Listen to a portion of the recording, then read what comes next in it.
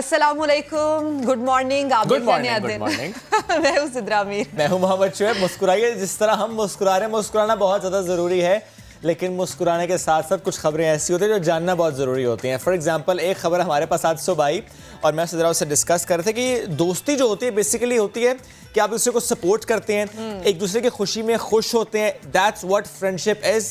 लेकिन हाफसाबाद से कुछ खबर दुश्मन ना करे, दोस्त ने वो काम किया। एग्जैक्टली ऐसा हुआ।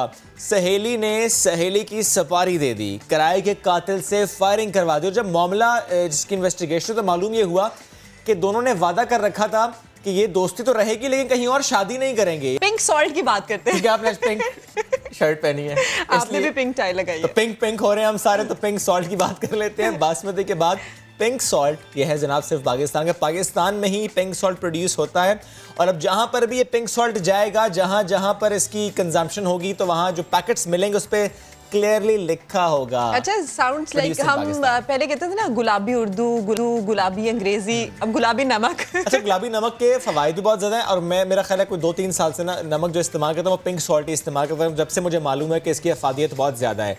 वज़ारत तजारत ने गुलाबी नमक को पाकिस्तानी मसनूआत के तौर पर रजिस्टर कराने के लिए इक़दाम अब तेज़ कर दिए हैं।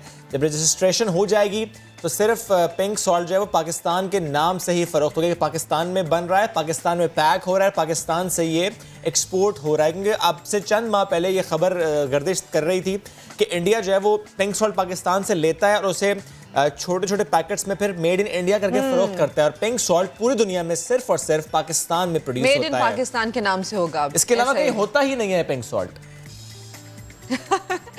पाकिस्तान के मौसम की भी बात कर लेते हैं। कहीं पर मैंने सुना है यालाबारी हुई है। हाँ, एक तो शुएब जब मुझे यूं देखते हैं ना अपनी स्टोरी मुकम्मल करने के बाद कि this is how it is. चले खैबर पख्तूनख्वा के मौसम की बात करते हैं जनाब। मुख्तलिफ इलाकों में बारिश से मौसम सर्द हो चुका है। बलूचिस्तान, गिलगित बल्तिस्तान और कश्मीर में बारिश का इम्कान है, जिसके बाद लाजमी तौर पर मौसम और अच्छा हो जाएगा। और जो स्क्रीन पर हम देख रहे हैं कि बारिश के बाद के मनाजर, क्या मनाजर है, क्या बात है। कोई वीकेंड करीब नहीं है, कोई छुट्टी नहीं मिल रही, आप कहीं नहीं जा रही हैं। स्टे इन कराची का मौसम कैसा है?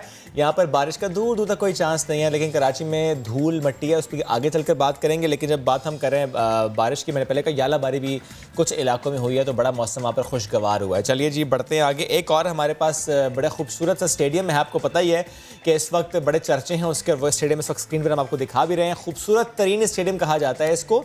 लेकिन यहाँ पर होगा ये कि इंशाल्लाह टीम नया दिन तो जाएगी, लेकिन जाएगी क्यों? चूँकि ये स्टेडियम बड़े खिलाड़ियों की मेज़बानी करेगा। पीसीबी ने गवादर क्रिकेट स्टेडियम में 25 मार्च को मैच करवाने के लिए बलूचिस्तान गवर्नमेंट को एक लेटर लिख दिया है।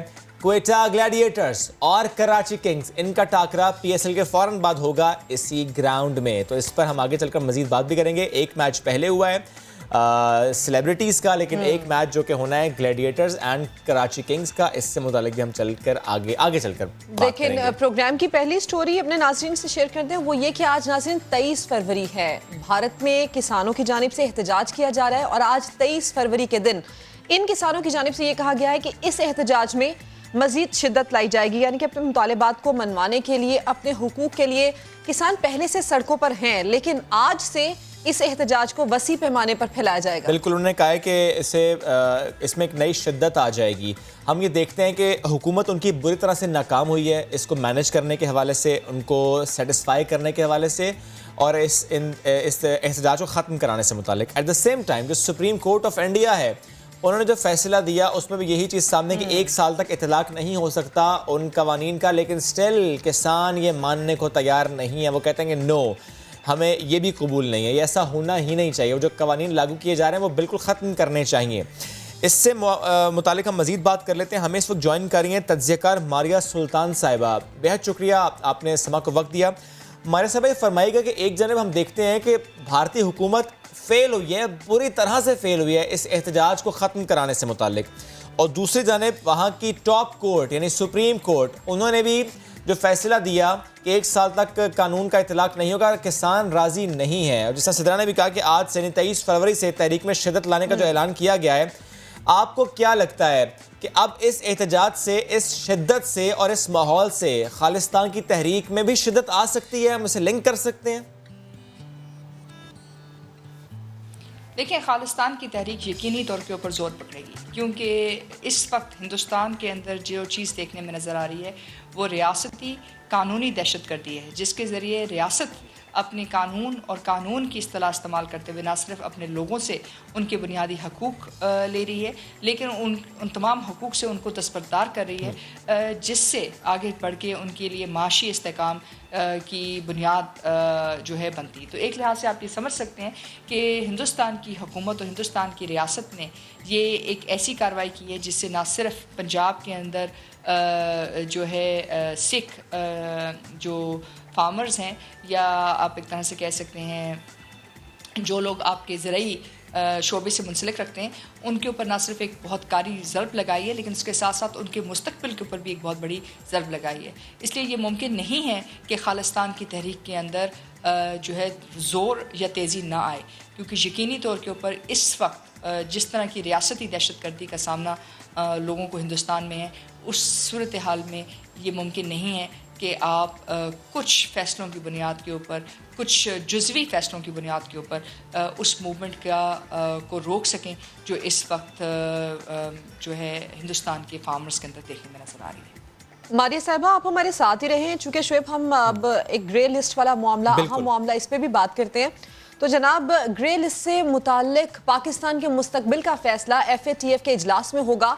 पाकिस्तान मेरिट पर ग्रे लिस्ट से निकलने की अहलियत रखता है, लेकिन हतमी फैसले का ऐलान TF के सदर वर्चुअल प्लानरी में करेंगे। पाकिस्तान ने मनी लॉन्ड्रिंग और दहशतगर्दी की माली मुआवनत रोकने के लिए ज़वाबित पर अपनी पेशरफ्त की एक रिपोर्ट आलमी मालियाती निगरान को इरसाल कर दी है, और लाजमी बात है पर इस पर वजारत ख़जाना के अहदेदारों ने यह भी बताया कि मुल्क ने 27 में से 21 जो पॉइंट्स हैं उस पर अमल दरामद किया है, और मजीद ये भी कहा गया है कि बाकी नुकात पर 70% तक अमल दरामद किया गया। और पाकिस्तान ने मैक्सिमम कोशिशें की हैं ग्रे लिस्ट से निकलने के लिए, और जितने पॉइंट्स पाकिस्तान ने अचीव किए एक बड़ी कामयाबी है। बिल्कुल, और FATF कानून में जो तरमीम है उससे मुतालिक जब हम बात करते हैं, ज़ाहिर है उसका भी एक इम्पैक्ट आता है। कलदम तंजीम के असासों पर कब्जा किया है पाकिस्तान ने, और इन तंजीमों के मेंबरान को काम करने से रोकने के लिए इक़दाम किए हैं।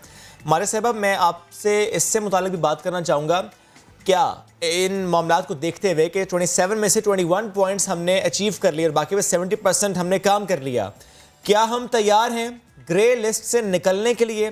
क्योंकि जितना काम पाकिस्तान ने किया है उसके बाद ये कहा जा रहा है, ये इम्कान है कि पाकिस्तान निकल जाएगा। इन योर ओपिनियन कितने % चांस है कि इस वर्चुअल इजलास के बाद ये फैसला हो जाएगा कि हम ग्रे लिस्ट से निकल जाएंगे? देखिए, पाकिस्तान ने अपनी हिम्मत और हस्ती से ज़्यादा ग्रे लिस्ट से निकलने के लिए काम किए हैं। हमने बहुत सारे काम ऐसे भी किए हैं जो शायद रियासत की इस वक्त जो सकत है उससे बढ़कर थे, लेकिन इसके बावजूद पाकिस्तान ग्रे लिस्ट से नहीं निकलेगा, और उसकी 2-3 बुनियादी वजूहात। अच्छा, पहली वजह यह है कि 2010 में जिस वक्त पाकिस्तान को ब्लैक लिस्ट किया गया, उस वक्त भी हिंदुस्तान जो है एशिया पैसिफिक ग्रुप का चेयर था, और 2019 में जब ये मुहिम चलाई गई कि पाकिस्तान को ब्लैक लिस्ट में डाला जाए, उस वक्त भी हिंदुस्तान जो है जो एशिया पैसिफिक ग्रुप है उसकी सरबराही कर रहा था। इसलिए ग्रे लिस्ट जो है और पाकिस्तान के ऊपर ये जो तमाम तर दबाव है वो एक हरबा है जो इस्तेमाल किया जा रहा है पाकिस्तान के ख़िलाफ़ उन तमाम ममालिक का जो समझते हैं कि टेरर फाइनेंसिंग के ज़रिए पाकिस्तान के रियासत, पाकिस्तान के अंदर जो मुख्तलिफ लोगों तक ना सिर्फ रसाई हासिल की जा सके, लेकिन पाकिस्तान की रियासत के ऊपर वो तमाम प्रेशर्स डाले जा सके जिसकी बुनियाद पे वो अपनी इलाकाई पॉलिसी के अंदर पाकिस्तान के ऊपर जो है दबाव डालने में कामयाब हो सकें। क्योंकि सबसे हैरानकुन बात यह है कि जो FATF के जो एक तरह से आप कह सकते हैं बुनियाद रखने वाले थे ममालिक थे जैसे कि अमेरिका, उन्होंने भी अभी तक शराइत को माना है, और ना ही FATF के अंदर वो उन्होंने उस तरह की शमूलियत अख्तियार की है जिसकी बुनियाद पे आप ये कह सकें कि FATF जो है एक बैनुल-अक़वामी स्टैंडर्ड है। ये यकीनी तौर के ऊपर एक स्टैंडर्ड है जो आपकी स्टेट बैंक और आपके जो बाकी तमाम अदारे जो इस वक्त बैनुल-अक़वामी दहशतगर्दी की जो फाइनेंशियल नेटवर्क्स हैं उनको रोकने की कोशिश करें, उसमें एक मावन का किरदार तो ज़रूर अदा कर सकता है, लेकिन जो इस्तिलाहात पाकिस्तान में डाली गई हैं, जो 24 लिस्ट प्लस जो शराइत आप पे आयद की गई हैं, वो शायद पाकिस्तान की रियासत के लिए मुमकिन नहीं है क्योंकि बहुत सारी चीज़ें आपकी स्टेट ऑफ गवर्नेंस के साथ, बहुत सारी चीज़ें आपकी रियासत की कैपेसिटी के साथ मुंसलिक हैं, और इस बात को हमें समझने की ज़रूरत है कि FATF बुनियादी तौर के ऊपर एक सियासी हरबा है जो इस वक्त आपके ऊपर लगाया जा रहा है, और जहाँ आपकी जो बुनियादी मईशी इस्तात है उसके ऊपर भी एक कारी ज़रब लगाएगा, क्योंकि इतने प्रोसीजर्स, इतना कुछ लेके आया जा रहा है जो शायद इतने मावन ना हों बुनियादी तौर के ऊपर दहशतगर्दी का मुकाबला करने के लिए, जितना कि वो आपकी रियासत के अंदर एक बहुत बड़ा जो है एक इकनॉमिक हिंड्रेंस के तौर के ऊपर नज़र आएंगे। लेकिन मारिया साहब, जिस तरह से मुस्बत पेशरफ्त हो रही है, ऐसे में ये तो कहा जा सकता है कि पाकिस्तान के ब्लैक लिस्ट में जाने के जो खतरात थे वो कम हो रहे हैं। इसमें बहुत सारे पॉइंट्स, बहुत सारे एंगल्स हैं। क्या ये कहा जा सकता है कि IMF का पाकिस्तान के लिए पैकेज बहाल होना एक इशारा समझा जा रहा है कि पाकिस्तान ने मनी लॉन्ड्रिंग के खिलाफ एटलीस्ट काम किया है?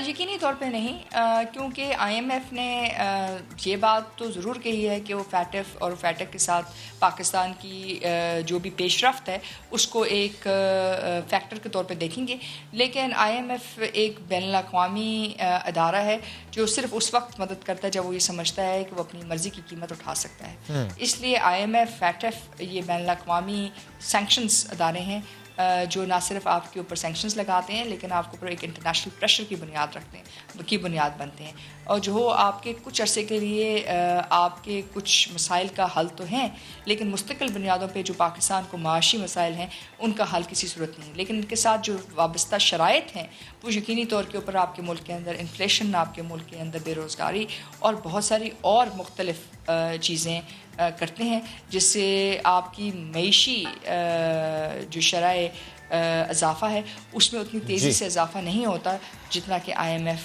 जो है क्लेम करती है अपने मुख्तलिफ प्रोग्राम में। ठीक है सुल्तान साहब, बेहद शुक्रिया साथ मौजूद थी यहाँ पर। In your opinion Pakistan likely to stay in grey list? बहुत मुश्किल है कि ग्रे लिस्ट से निकले, कुछ और वक्त मिल जाएगा, लेकिन जिस तरह आपने कहा कि सियासी हरबा है, जिस तरह आपने कहा कि मईशत पर कारी ज़रब है, तो इस मईशत के एंगल पर ही मजीद बात करते हैं। हमें इस वक्त ज्वाइन कर रहे हैं इकोनॉमिक एक्सपर्ट हैं इकरामुल हक साहब। Thank you very much joining us today.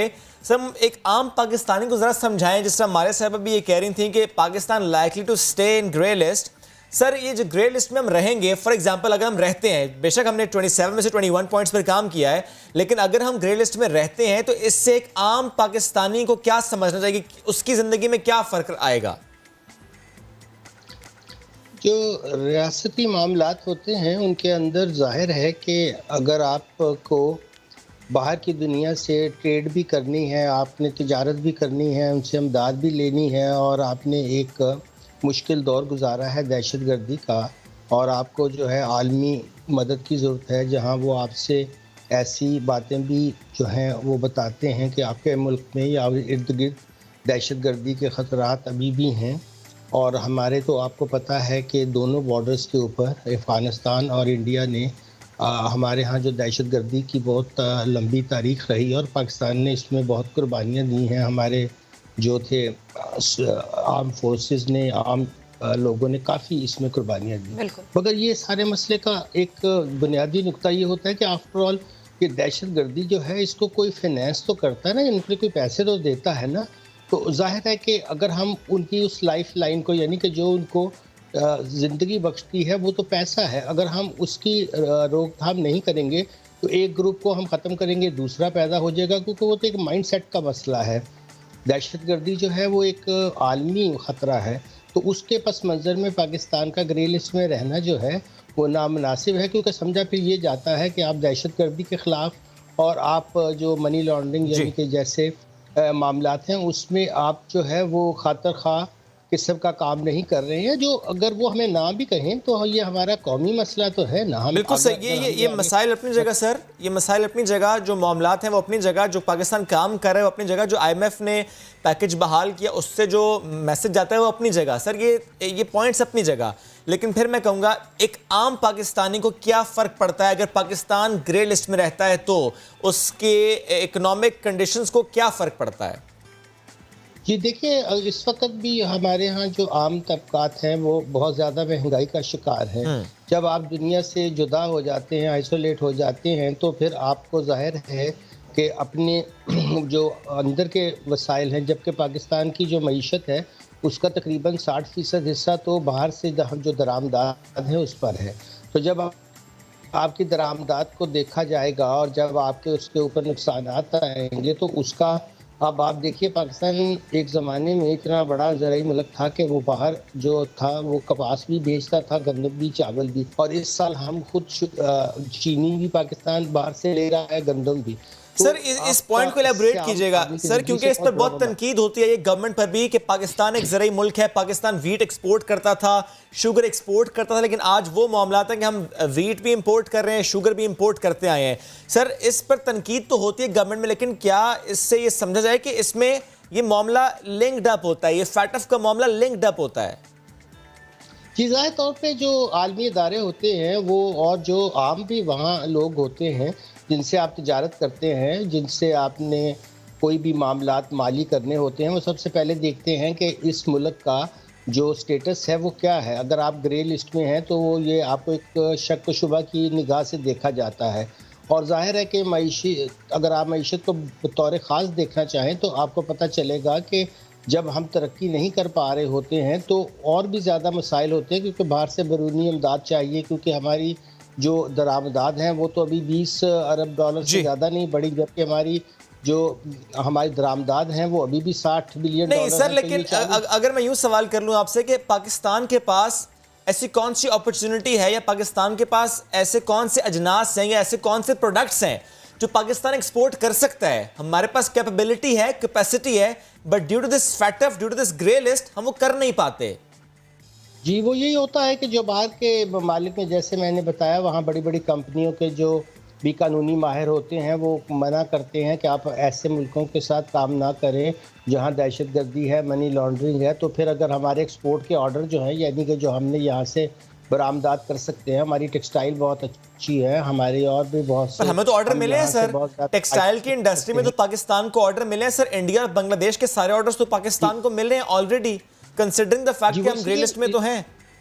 जी, वो इसलिए भी मिले हैं कि अभी तो चूँकि कोविड-19 की वजह से उन मुल्कों के अंदर हालात ख़राब थे और वो अपने ऑर्डर जो थे वो मीट नहीं कर सके, तो उसका बेनिफिट पाकिस्तान को ग्रे लिस्ट की क्या इंपॉर्टेंस है अगर हमें ऑर्डर मिल रहे हैं? पाबंदियां, फैटफ की पाबंदियां कैसे फिर ऐसे में अमल दरामद होंगी? जी, वो इसलिए कि देखिए अभी तो आर्जी हालात है ना, जब ये मामूल पर आएंगे तो और वो करेंगे तो फिर आपके लिए, देखिए आप अभी सूरत हाल देख रहे हैं, मगर ये सूरत हाल जो है जब बदलेगी तो उस वक्त आपको इसका नुकसान ये होगा कि अगर आप मुसलसल ग्रे लिस्ट में रहेंगे तो फिर बैरूनी ममालिक भी, और वो जहाँ वहाँ की जो सनतें हैं, वहाँ के जो लोग हैं, जो आपके लोगों को भी ह्यूमन रिसोर्स भी यहाँ से एक्सपोर्ट होता है, हमारे लोग जाके काम करते हैं, तो मुश्किलात बढ़ती जाती हैं एक मुल्क के लिए। इकराम साहब, अब इसके समरात और इसके फ़ायदे ज़रा हमें ये बताएं कि जिस तरह से आपने खुद फरमाया कि हमारी मईशत का 60% हिस्सा दरामदात पर मुनहसर करता है।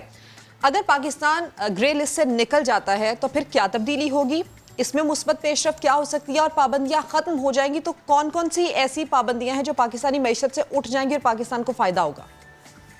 जी, देखिए सबसे पहले मैं आपको अर्ज़ करूं कि जो इस वक्त बहुत बड़ी कंपनी हैं जो मोबाइल बना रही हैं, वो उन्होंने अपने जो हेडक्वार्टर्स हैं वो शिफ्ट किए हैं बांग्लादेश की तरफ, और पाकिस्तान में वो आने से इसलिए डरते हैं कि यहाँ पे वो हमारा जो परसेप्शन बना हुआ है कि दहशतगर्दी का ख़तरा है, यहाँ मनी लॉन्ड्रिंग होती है, अदालतें जल्दी फ़ैसले नहीं करती हैं, तो उन्होंने अपनी चॉइस जो थी वो पाकिस्तान को नहीं रखा, जबकि पाकिस्तान में भी आईटी के काफ़ी लोग एक्सपर्ट थे, और वहाँ उनकी एक्सपोर्ट आईटी की जो है, अगर आप देखें तो पाकिस्तान तो बड़ी मुश्किल से 1 अरब डॉलर तक पहुँचा है, जबकि हमारे साथ ही श्रीलंका जो बहुत छोटा मुल्क है वो तकरीबन 7-8 अरब की बरामदात करता है। तो देखा जाए तो इसकी एक वजह ये भी होती है कि हर आदमी जो है वो फिर आपके यहाँ जो बड़ी सनतें लगनी चाहिए जहाँ से आप एक्सपोर्ट कर सकें, वैल्यू एडेड जो एक्सपोर्ट कर सकें, वो लोग आएंगे, अपनी टेक्नोलॉजी लाएंगे, तभी हम आगे बढ़ सकेंगे। यानी कि इकराम सर, ये कहा जा सकता है कि अगर पाकिस्तान ग्रे लिस्ट से निकल जाता है तो फिर बरामदात बड़े पैमाने पर हो सकेंगी, इसकी राह में जो रुकावटें हैं वो खत्म हो जाएंगी और दीगर ममालिक जिनकी आप मिसाल दे रहे हैं उससे पाकिस्तान आगे बढ़ सकेगा। जी, बहुत पाकिस्तान में टैलेंट बहुत है, ज़राए भी हैं, कुदरती भी हैं, इंसानी वसाइल भी बहुत ज़्यादा है, मगर हमारा मसला यही है कि हम इंतज़ामी तौर पर जो है कमज़ोर हैं। किसी चीज़ के ऊपर जब हमें अमल दरामद करना होता है, हम अच्छे कवानीन भी बना लेते हैं, मगर उनका पे अमल दरामद नहीं कर पाते हैं। आम लोगों के लिए ये मामला आप वो रोज़ देखते हैं कि हमारी सड़कों के ऊपर कोई आदमी जो है वो ट्रैफिक कवानीन की पाबंदी नहीं कर रहा होता, मगर हम बहैसियत कौम इसको कोई अब एक नॉर्मल लाइफ का हिस्सा समझते हैं। देखिए, जब तक कानून की अमलदारी जिन मुल्कों में होती है वो जल्दी इसलिए तरक्की करते हैं कि वहाँ लोग जो हैं वो एक तो खुद भी खुशहाली की तरफ जाते हैं और बाहर से जो उनके लोगों को साथ ताल्लुकात होते हैं वो भी बेहतर होते हैं। तो बहैसियत कौम अगर आप किसी भी कानून की अमलदारी में कोताही करते हैं तो आपका माशरा भी खराब बिल्कुल होता सही है। वो हम खुद सफर करते हैं फिर। बिल्कुल सही। बेहद शुक्रिया इकराम साहब, साथ मौजूद थे आप और इससे मुतालिक हमसे गुफ्तगू थे। बढ़ते हैं आगे और सियासी नाश्ता आपको कराते हैं। जब सियासी नाश्ते की बात कर रहे हैं, NA-75 का नाश्ता कराते हैं आपको। और इससे पहले मैं ये बात जरूर करना चाहूंगा सिद्रा के गुज़श्ता रोज इमरान खान साहब ने एक ट्वीट की थी और इमरान खान साहब ने वो ट्वीट की, बड़ेपन का मुजाहरा किया। इमरान खान साहब ने बता दिया कि वाकई वो बड़े हैं।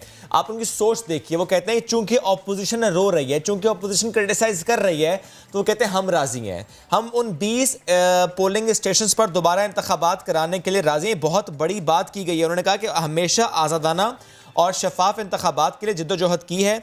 अगरचे इलेक्शन कमीशन की जानिब से नताइज के ऐलान से कबल उसकी कोई कानूनी हाजत नहीं, मगर फिर भी मैं तहरीक इंसाफ के उम्मीदवार से गुजारिश करूंगा कि वो NA-75 डस्का के इन 20 पोलिंग स्टेशंस पर जिन पर हिज़्ब इख्तिलाफ जो है वो ज़रा क्रिटिसाइज़ कर रही है, उन पर दोबारा इंतखाब हो।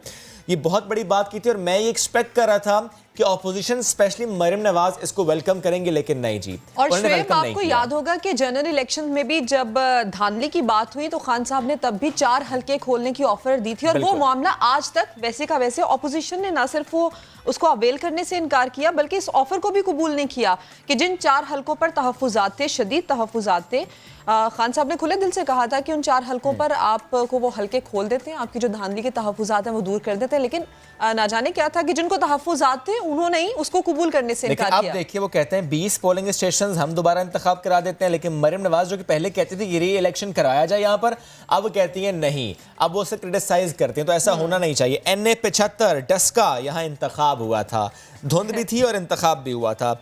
दोबारा पोलिंग होगी या नहीं, ज़ाहिर है इससे मुतालिक हम बात करते हैं, या नतीजा जो है वो जारी अब होना है। फैसला इससे मुतालिक आज जो है वो एक्सपेक्टेड है।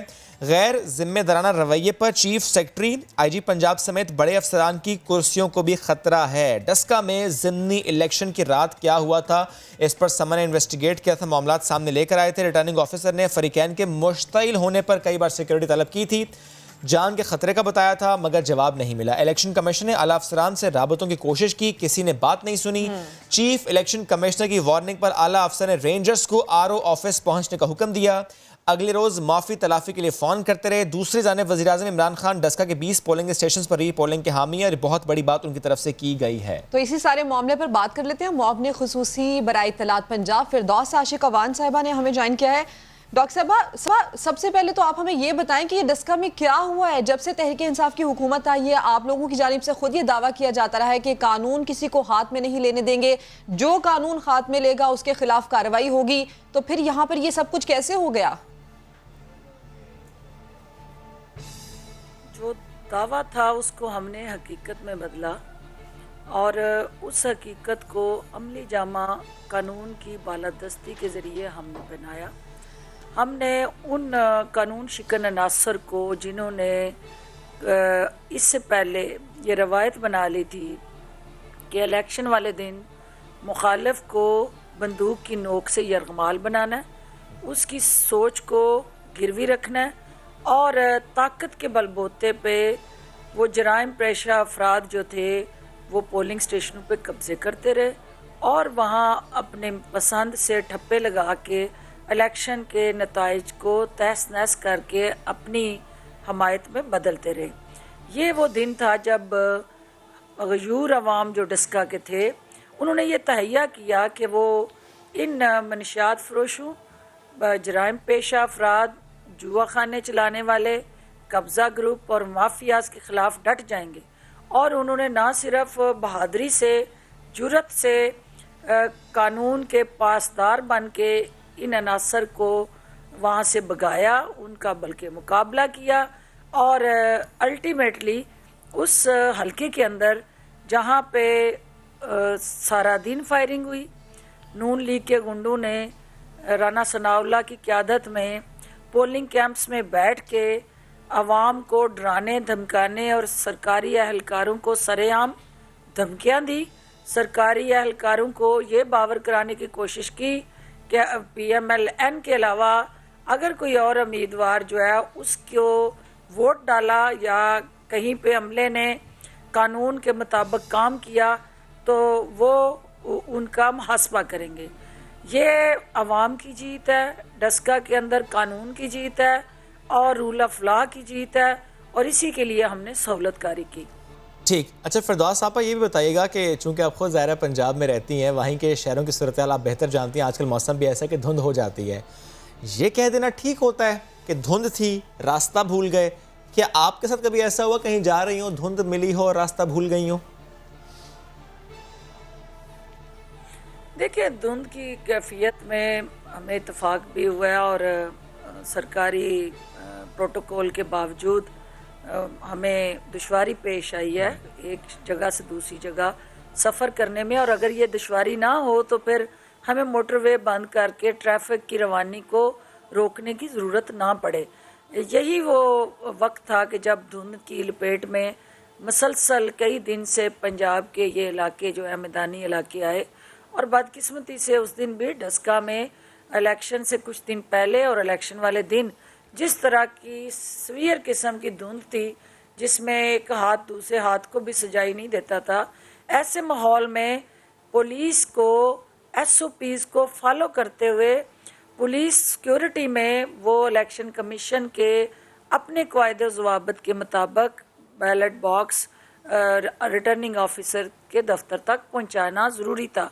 और जब पुलिस गई, उन्होंने उन प्रिजाइडिंग ऑफिसर्स को अपनी कस्टडी में, अपनी प्रोटेक्शन में, along with polling result and bags RO के दफ्तर में पहुंचाया। तो ये कोई नई बात नहीं है, हर इलेक्शन में ऐसा होता आया है। और चूँकि नून लीग का ये वतीरा है कि जहाँ वो जीते हैं वो शफाफ इलेक्शन है, जहाँ वो हारे हैं वो धांधली है, तो इन्हें वो ज़रफ़ दस्तयाब नहीं, इनके अंदर वो जो हार को मानने का एक जज्बा है वो नहीं है। ये हमेशा जीत के मज़े चखते रहे हैं, यहाँ से हार का मज़ा चखना जो है वो इन्हें नागवार गुजर रहा है। इसके अलावा ना कोई प्रोपेगेंडा है और ना कोई और हकीकत ऐसी जिसके साथ ये इंटरलिंक कर रहे हैं, हकायक को मसख करके अवाम को गुमराह कर रहे हैं। इसके अलावा इनको भी पता है कि हकीकत ये है कि इन पोलिंग स्टेशंस पे वाज़ेह अक्सरियत से PTI के उम्मीदवार जीते हैं और नून लीग को वाज़ेह शिकस्त हुई है। अच्छा डॉक्टर साहब, आपकी चूंकि मौजूदगी का फ़ायदा उठाते हुए ज़रा सेनेट इंतखाबात की भी बात कर लेते हैं। आ ही गए हैं सेनेट इंतखाबात भी, हॉर्स ट्रेडिंग का मामला सब देख रहे हैं, आपके सामने भी हैं। ऐसे में जहांगीर तरीन साहब भी मैदान में आ गए, हवाओं में क्या लगता है आपको, क्या होने जा रहा है?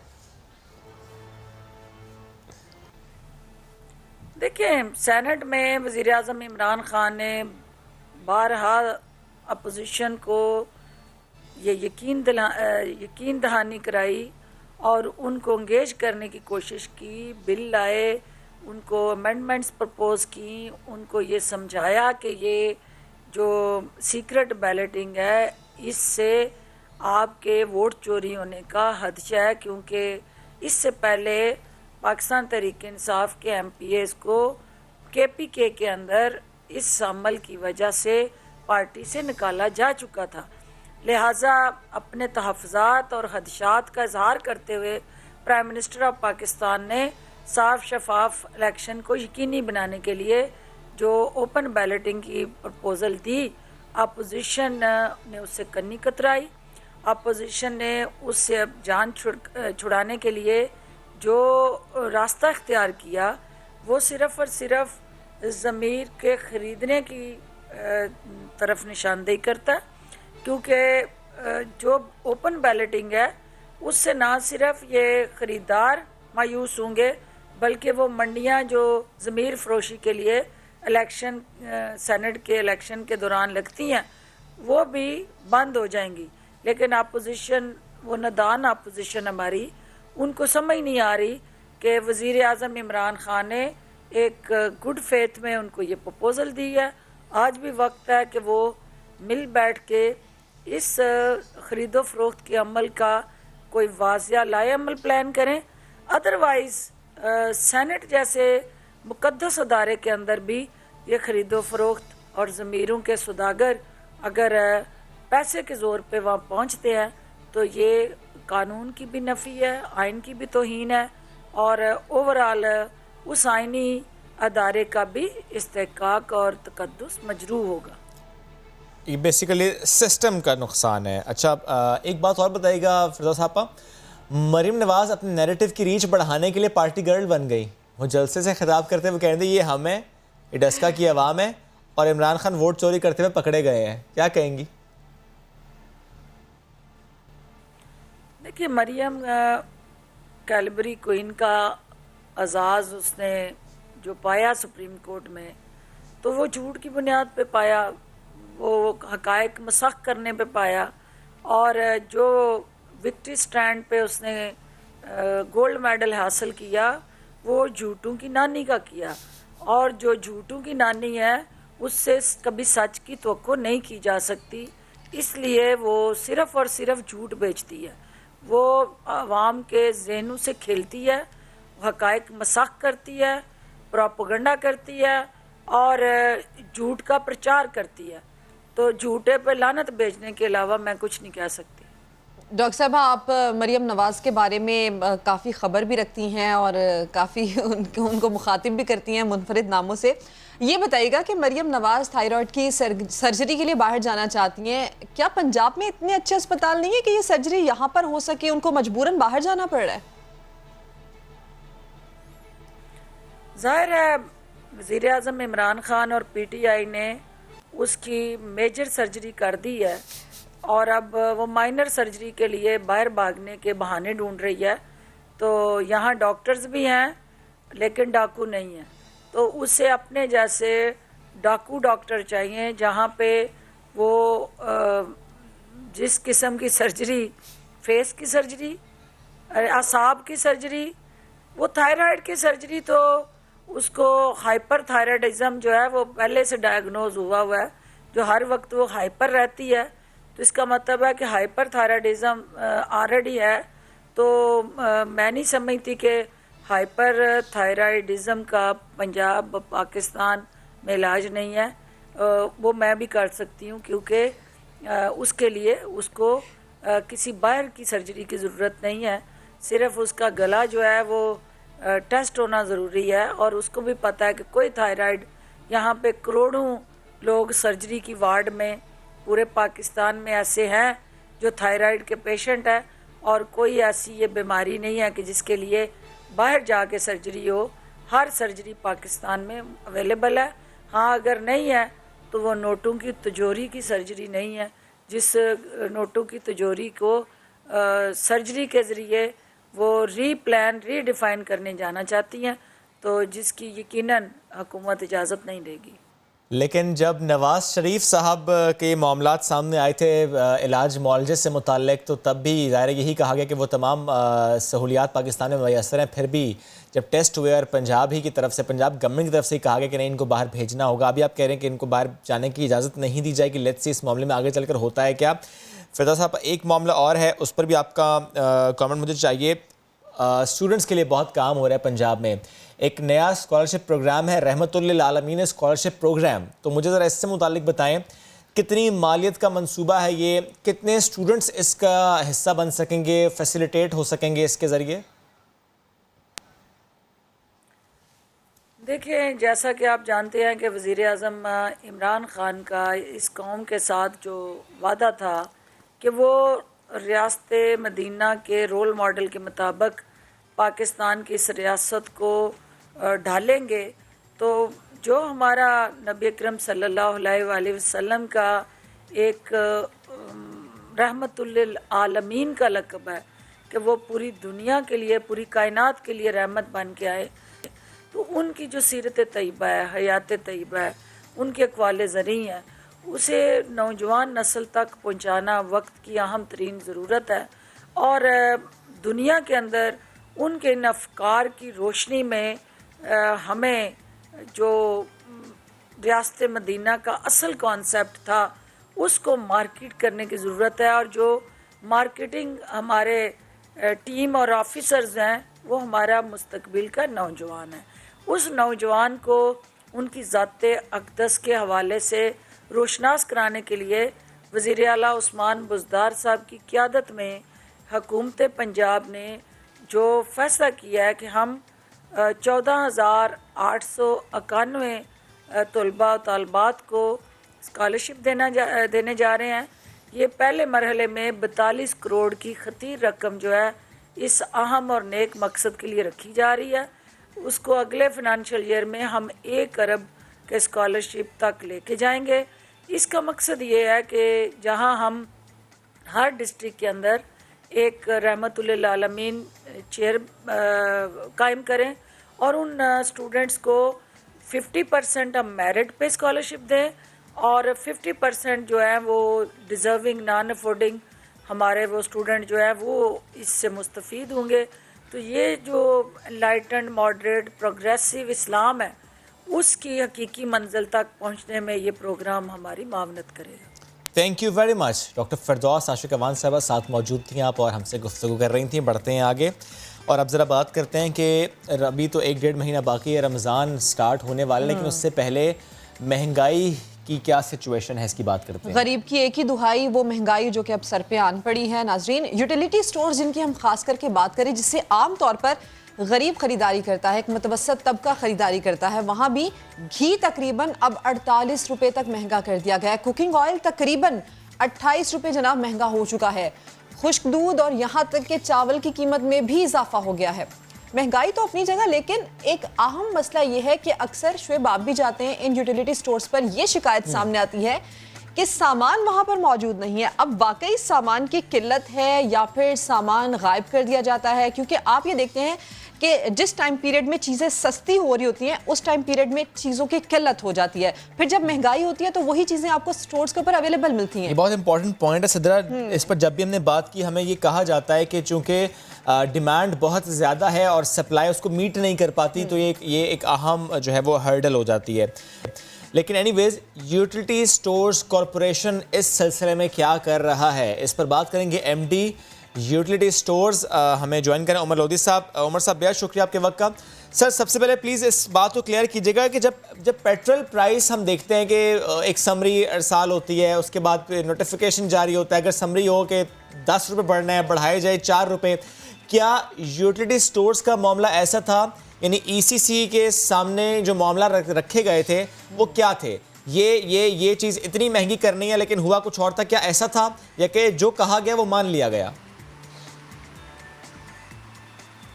जी अस्सलाम वालेकुम। वालेकुम सलाम। पहले तो मैं जी आपकी तस्दीक करता चलूँ, जो सब्सिडाइज घी है, मैं अनफॉर्चुनेटली मैं हर प्रोग्राम में यही एक्सप्लेन करने की कोशिश करता हूँ, there are 2 tiers of ghee.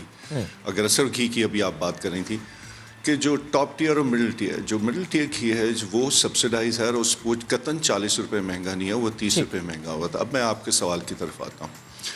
International prices में रॉ मटेरियल प्राइसेस बहुत ज़्यादा चली गई हैं, स्पेशली ऑन पाम ऑयल। वो किसी से कोई ढकी छुपी नहीं है बात, वो हर जगह अवेलेबल है इन इंफॉर्मेशन। तो जब रॉ मटेरियल प्राइस ऊपर गई, जिसके लिहाज से अब आप किसी ने अभी तक किसी भी मैंने नहीं देखा कि हुकूमत ने इसी घी को, अगर इसकी प्राइस 270 रुपये इसी घी की प्राइस थी, सो जनवरी से लेके लास्ट ईयर जनवरी से लेके इसलिए ये जनवरी तक, बल्कि अभी तक वो प्राइस 170 रुपये ही है। और अभी भी 170 रुपये हमें अप्रूवल हो गई है, लेकिन अभी हमने प्राइस बढ़ाई नहीं है। वो अभी भी 170 रुपये ही है। तो वो कोई उसको हाईलाइट नहीं करता कि वो घी 170 रुपये में ही दस्तयाब है। अब आ जाते हैं कि क्या उसकी चीनी पे आते हैं। 68 की थी जनवरी लास्ट ईयर और अभी भी 68 की 800 रुपये का था, अभी भी 800 रुपये का। So there is no price difference as of today. Yes, 30 रुपये की प्राइस इंक्रीज होगी, डेफिनेटली होगी।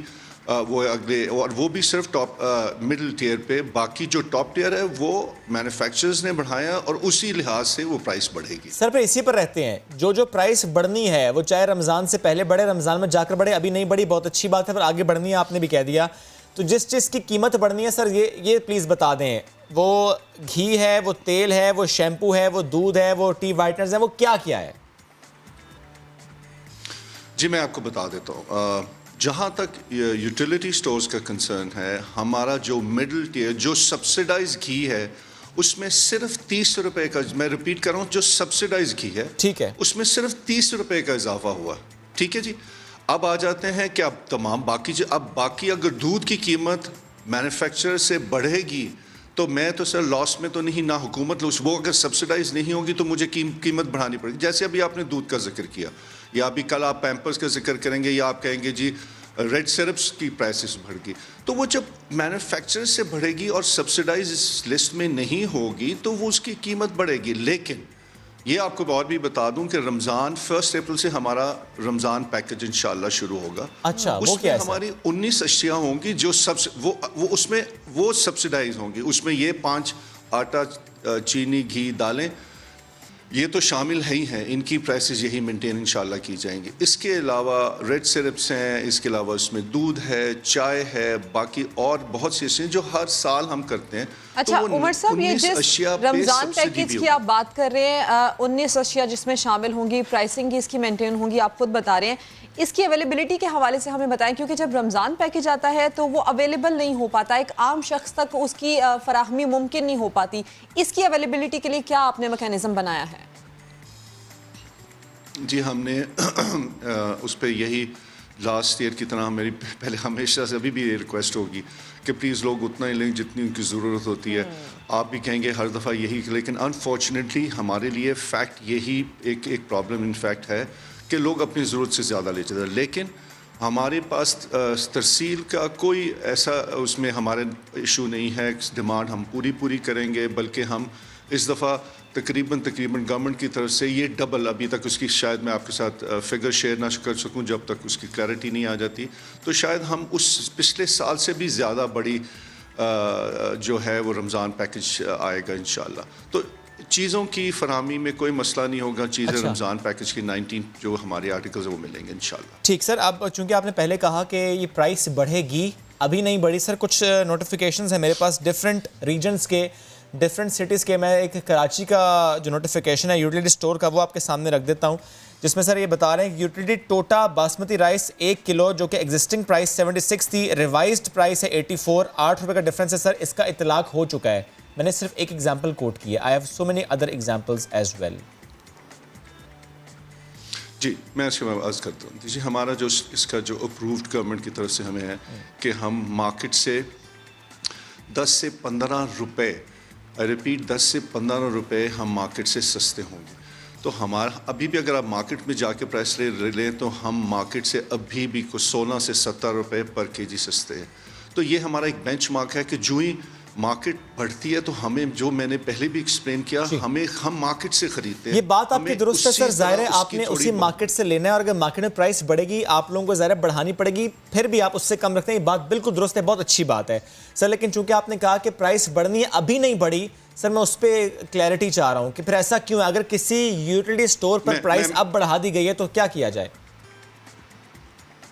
जी, मैं उस पर कदर आपकी की देखिए, मैं बात कर रहा हूँ अभी जो मेन हमारा अंडर कंसिडरेशन है इस वक्त है, क्या चीनी की प्राइस बढ़ी? आप अपने फिगर्स देख लीजिए, बिल्कुल नहीं बढ़ी। 68 थी, 68 है।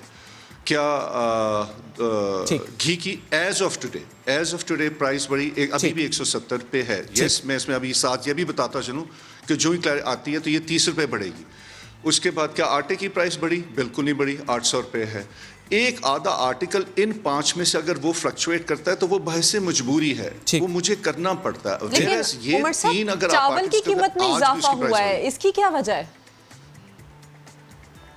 देखिए जी, हमने ये मेंटेन की हुई थी पिछले 7 माह से, यही प्राइस मेंटेन की हुई थी। अब जब हम 7 माह की जब इस तरह वॉलेटिलिटी आती है प्राइसिंग में, तो हमें भी 5-6 रुपया पर केजी मजबूरन, यानी मैं इसको यूँ समझ लेता हूँ सर कि इस वक्त बेशक आपको अलाउ कर दिया गया है चीज़ों की प्राइस बढ़ाने से मुतालिक, लेकिन स्टिल सिर्फ और सिर्फ चावल की प्राइस बढ़ी है, ऐसा ही है सर? जी, वो भी बहुत, अगर 8 रुपये बढ़ी है तो बहुत उसकी माइनर है, और वो भी अभी भी बाहर दूसरी मार्केट की निस्बत ये फ़र्क है, ये फ़र्क है अभी। जी बिल्कुल। अच्छा उमर साहब, एक और मामला कि आपके सामने यूटिलिटी स्टोर पर ज़्यादातर वो लोग जाते हैं जो महंगी अशिया अफोर्ड नहीं कर पाते हैं, लेकिन उनकी ये शिकायत सामने आती हैं कि जब वो वहाँ पर सामान ख़रीदने जाते हैं तो या तो सामान की किल्लत बताई जाती है, सामान नहीं होता है। क्या ऐसा ही है, वाकई किल्लत है या फिर सामान वहाँ पर मुयस्सर नहीं होता लोगों के लिए?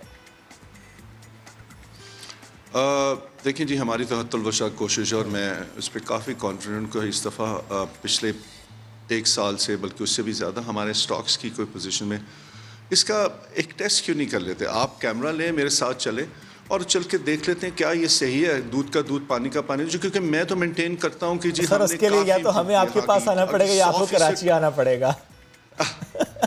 मैं कराची आ जाता हूँ, आप मेरे पास आ जाए, बी माई गेस्ट, मैं कराची आता हूँ, मैं कराची चले चलते। सर ये सेकंड ऑप्शन ज़्यादा सूटेबल है, लेकिन आप यकीन जाने सर कि अगर ऐसा होगा कि आप जाएंगे, आप यकीन जानिए कि कहीं पर अगर मसाइल होंगे भी तो वो एड्रेस होंगे, क्योंकि सर ऑनेस्टली मैं ये ज़रूर कहूँगा कि चीज़ें मौजूद तो होती हैं लेकिन हमेशा डिमांड ज़्यादा होती है और सप्लाई कम होती है, तो इसलिए ये मसले तो आते हैं। तो इसलिए मेरा सवाल सर आपसे ये, क्या कोशिश की जा रही है कि जो क्वांटिटी है वो बढ़ाई जाए? जी, मैंने अभी थोड़ी देर पहले अर्ज़ किया था कि अब हम रमज़ान, इस कमिंग रमज़ान के लिए हम, अगर मैं इसलिए फिगर, जब तक वो मुझे उस पर क्लियर अप्रूवल नहीं आ जाती तो शायद मैं वो फिगर शेयर ना कर सकूं। अगर आप लेकिन अप्रॉक्सीमेटली फिगर शेयर कर दें सर। चले गए, डबल देन लास्ट ईयर जी। सर वेरी नाइस, ये बहुत बड़ी बात है। यानी आटा, चावल, चीनी, दालें, घी, ये 5 चीज़ें जिन पे सब्सिडी पूरा साल होती है, अब आपने कहा 19 चीज़ों पर होगी, और इसमें अब ये जो क्वांटिटी है वो डबल हो जाएगी जी इंशाल्लाह। और सर मेरा सवाल वहीं पर है कि अब ये क्वांटिटी जब डबल हो जाएगी तो स्टोर्स के ऊपर इसकी अवेलेबिलिटी के लिए आप लोग क्या ऐसा एक सिस्टम बनाएंगे कि जो लास्ट ईयर हुआ वो अब नहीं होगा?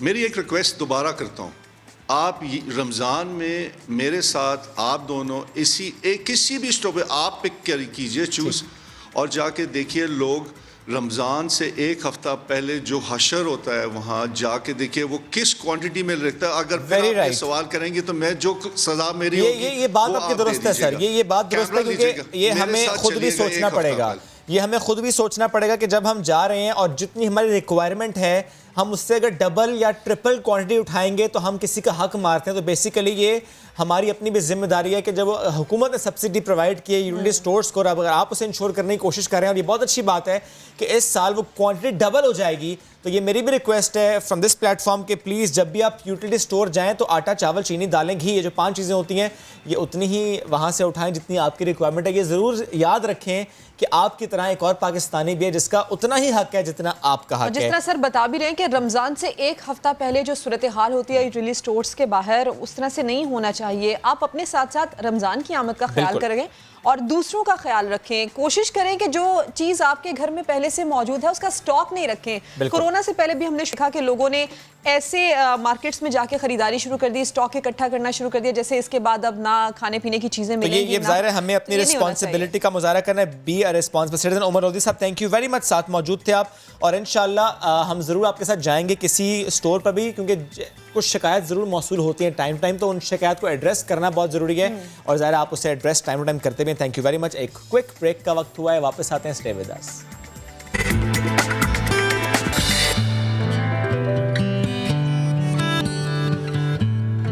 Welcome back. सेगमेंट हाजिर है अनदेखा पाकिस्तान।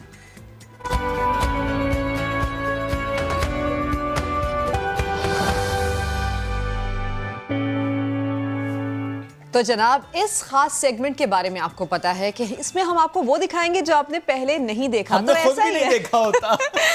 ठहर जाए तो गुजरगाह बन जाए, पानी आ जाए तो भी मुसाफिरों को दरिया पार करवाए। ये कैसी नैया है, कहाँ का दरिया है जो आपने अब तक नहीं देखा है? तो चलिए आप और हम मिलकर देखते हैं इस जगह को अनदेखा पाकिस्तान में।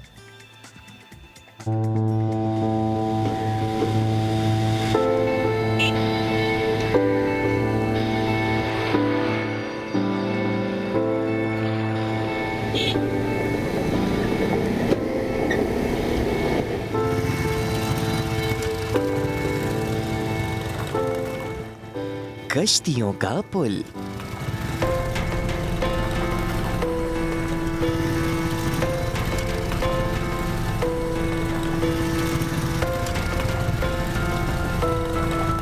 दरियाए सतलुज के एक जानिब बहावलपुर है तो दूसरी जानिब लोधरा।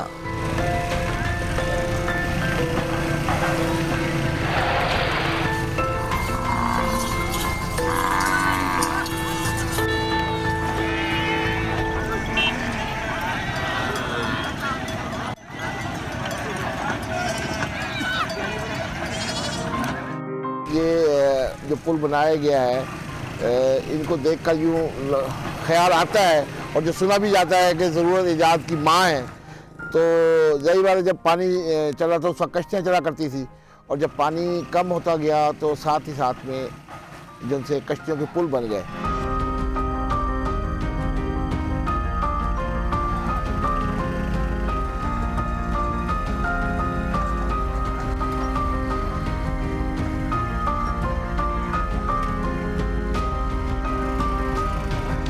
दरिया में पानी की सतह जमीन से मिल जाए तो कश्तियों के जरिए पुल बना दिया जाता है।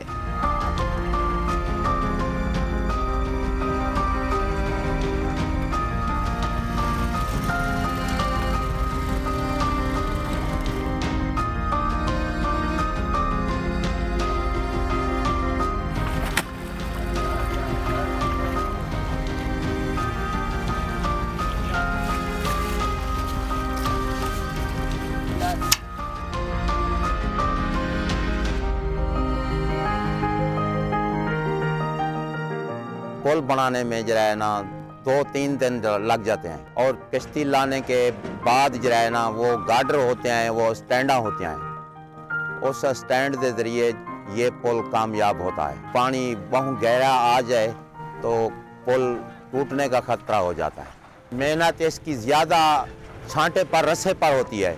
रस्से जब पूरे कसे हुए ना हो या अगर रस्से ढीले हो तो वो पुल कामयाब नहीं होता, पुल टूट जाता है।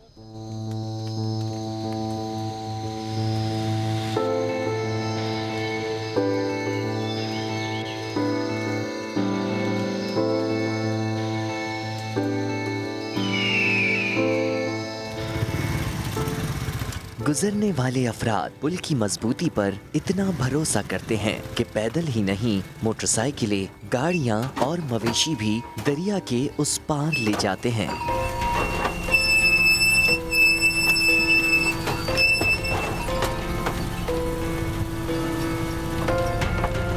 ये पुल ना हो तो इस तरह तो फिर इसके लिए इधर के लोगों को जो तकरीबन को 30 किलोमीटर का सफ़र तय करके जाना पड़ता है। जो पुल बनाया गया है मुल्तान रोड के ऊपर कि अगर पानी ज़्यादा हो तो ये 15 से 16 कश्तियाँ को पुल बन जाता है और इसी तरह जैसे जैसे पानी कम होता है उसी हिसाब से कश्तियाँ भी कम हो जाती हैं। 4-4, 5-5 कश्तियों पर भी ये पुल बन जाता है।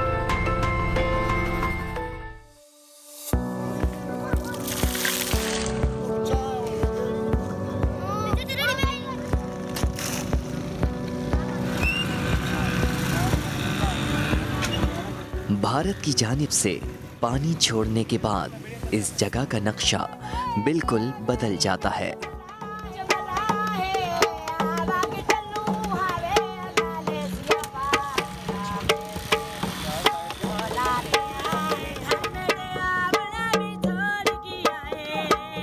बहुत ज़्यादा पानी आ जाता है तो फिर वो उन कश्तियों को हटाकर पुल को हटाकर फिर कश्ती के ज़रिए ही आमदोरफ्त का सिलसिला जारी रखा जाता है।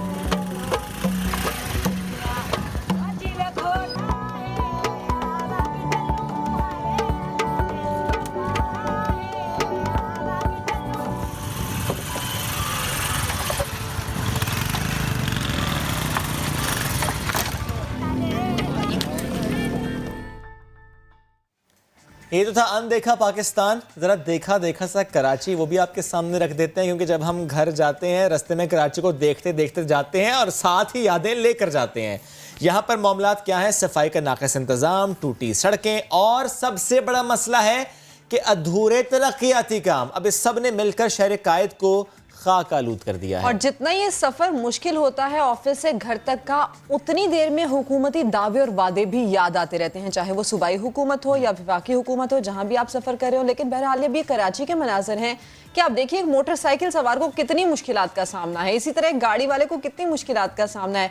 टूटे फूटे रोड और इस तरह की गलियां, कितनी तकलीफ दे ये सफर को बना देती हैं, इस चीज का हर शहरी को अंदाजा होगा जो कराची में रोजाना सफर करता है। बिल्कुल, बल्कि सफर करता है, सफर अंग्रेजी वाला, सफर करता है, अंग्रेजी वाला सफर जी यहाँ पे किया जाता है। कराची के बेशतर इलाके ऐसे हैं कि जहाँ पर गुबार में अटे हुए हमें हालात दिखाई देते हैं। किस इलाके का क्या हाल है, कहाँ पर तरक्याती काम का आगाज़ तो हुआ लेकिन वबाले जान में बदल दिया उस काम ने, क्योंकि वो काम मुकम्मल नहीं हुआ। साथ साबरी आपको बताएंगे मुख्तलिफ इलाकों की सूरत हाल और फिर इस पर हम डिटेल से डिस्कस करेंगे।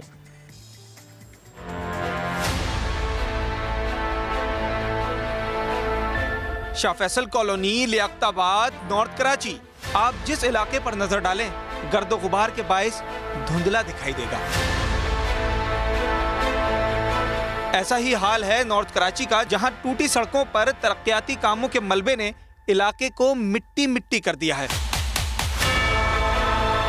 नॉर्थ कराची तो धूल मट्टी में अटा हुआ है, पर शहर के दीगर इलाकों की हालत भी कुछ अलग नहीं है। अब हम रुख करते हैं लियाकताबाद का और देखते हैं कि वहां सड़कों के क्या हाल है। यहाँ पानी की लाइन बिछाने के बाद इंतजामिया को मलबा उठाने की तौफीक ना हुई। भूत बंदा घर से नहा के निकलो 2 मिनट में वही मट्टी धूल, वही हालत खराब, तरक्याती काम अधूरा छोड़ देते हैं। इससे बेहतर है कि करे ही ना काम, ऐसे ही पड़ा रहने दें, वो बेहतर है, इससे वो बेहतर है। भाई आप आके दुकान का हाल देख लें, कपड़ों का हाल देख लें, हमारा अपना हाल देख लें, मुंह नहीं खोल सकते। ये हाल है कपड़ों का, मट्टी का सारा, हर जगह मट्टी है भाई, कोई जगह ऐसी महफूज नहीं है कि खाना भी नहीं खा सक रहे हैं। शाह फैसल कॉलोनी हो या पाकिस्तान चौक, धूल मिट्टी ने सबको तंग किया हुआ है। आप किसी भी मुल्क में चले जाओ, वहाँ पे रात को काम होता है, सुबह पता नहीं चलता काम हुआ या नहीं हुआ। ये हमारा पाकिस्तान है, कोई पूछने वाला नहीं है आवाम को। भाई आवाम अगर मर रही है तो मरने दो। मिट्टी और धूल से शहर की खूबसूरती मान पड़ गई है और लोगों को मसाइल का भी सामना है। शहरों में तरक्याती काम इसलिए शुरू किए जाते हैं ताकि लोगों को सहूलत फराहम की जाए, मगर शहर कराची का मामला इसके बरक्स है। यहाँ तरक्याती काम सहूलत देने से पहले लोगों को अजियत में मुब्तला कर देते हैं। कैमरामैन मोहम्मद आतिफ के साथ साबरी समा, कराची। तो जनाब, ये हैं वो मसाइल कराची वालों की। धूल मट्टी से कब जान छूटेगी, कब ये मामलात हल होंगे, इस पर हम बात करते हैं, क्योंकि ये हल तलब मामलात हैं। अमीर जमात इस्लामी कराची हाफिज़ नईमुर रहमान साहब हमें ज्वाइन करेंगे, जबकि इसके अलावा रुकन सिंध असम्बली फिरदौस शमीम नकवी साहब से भी हम बात करेंगे कि आखिरकार ये मसाइल, ये टूटी फूटी सड़कें, ये गर्दो गुबार कराची वालों की जान कब छोड़ेगा, कब कराची वाले एक साफ़ सुथरी सड़क पर सफ़र करेंगे और ये महसूस कर सकेंगे कि उनसे जो वादे किए गए थे, जो दावे किए गए थे, जो तामीराती काम अधूरे हैं वो पूरे किए जाएंगे। एक बड़ा देरीना मसला कराची वालों के लिए ट्रांसपोर्टेशन का भी मसला है, और ऐसे में जब आपके पास अच्छी ट्रांसपोर्टेशन भी ना हो तो सड़कों पर सफ़र करना खासा दुश्वार हो जाता है। वो वाकई फिर अंग्रेज़ी वाला सफ़र करना हो जाता है। बिल्कुल दुरुस्त आपने कहा सिद्रा, और मुझे याद आ गया 2013 का रावलपिंडी जब मेट्रो सर्विस जो है उसका तामीराती काम जारी था और चूंकि उसमें ताख़ीर हो रही थी, तो उस वक्त मुझे याद है रावलपिंडी में भी ये मसाइल थे। और फिर स्पेशली जब इस पर बहुत आवाज़ उठाई गई तो फिर पानी का छिड़काव किया गया और उससे मामलात कुछ हल हुए। तो क्या ये मामला ऐसा है कि इस पर काबू ना पाया जा सके? हाफिज़ नईमुर रहमान साहब अमीर जमात इस्लामी कराची में ज्वाइन कर चुके हैं, उनसे गुफ्तगू करेंगे। हाफिज़ साहब बैठ चुके हैं आपके वक्त का।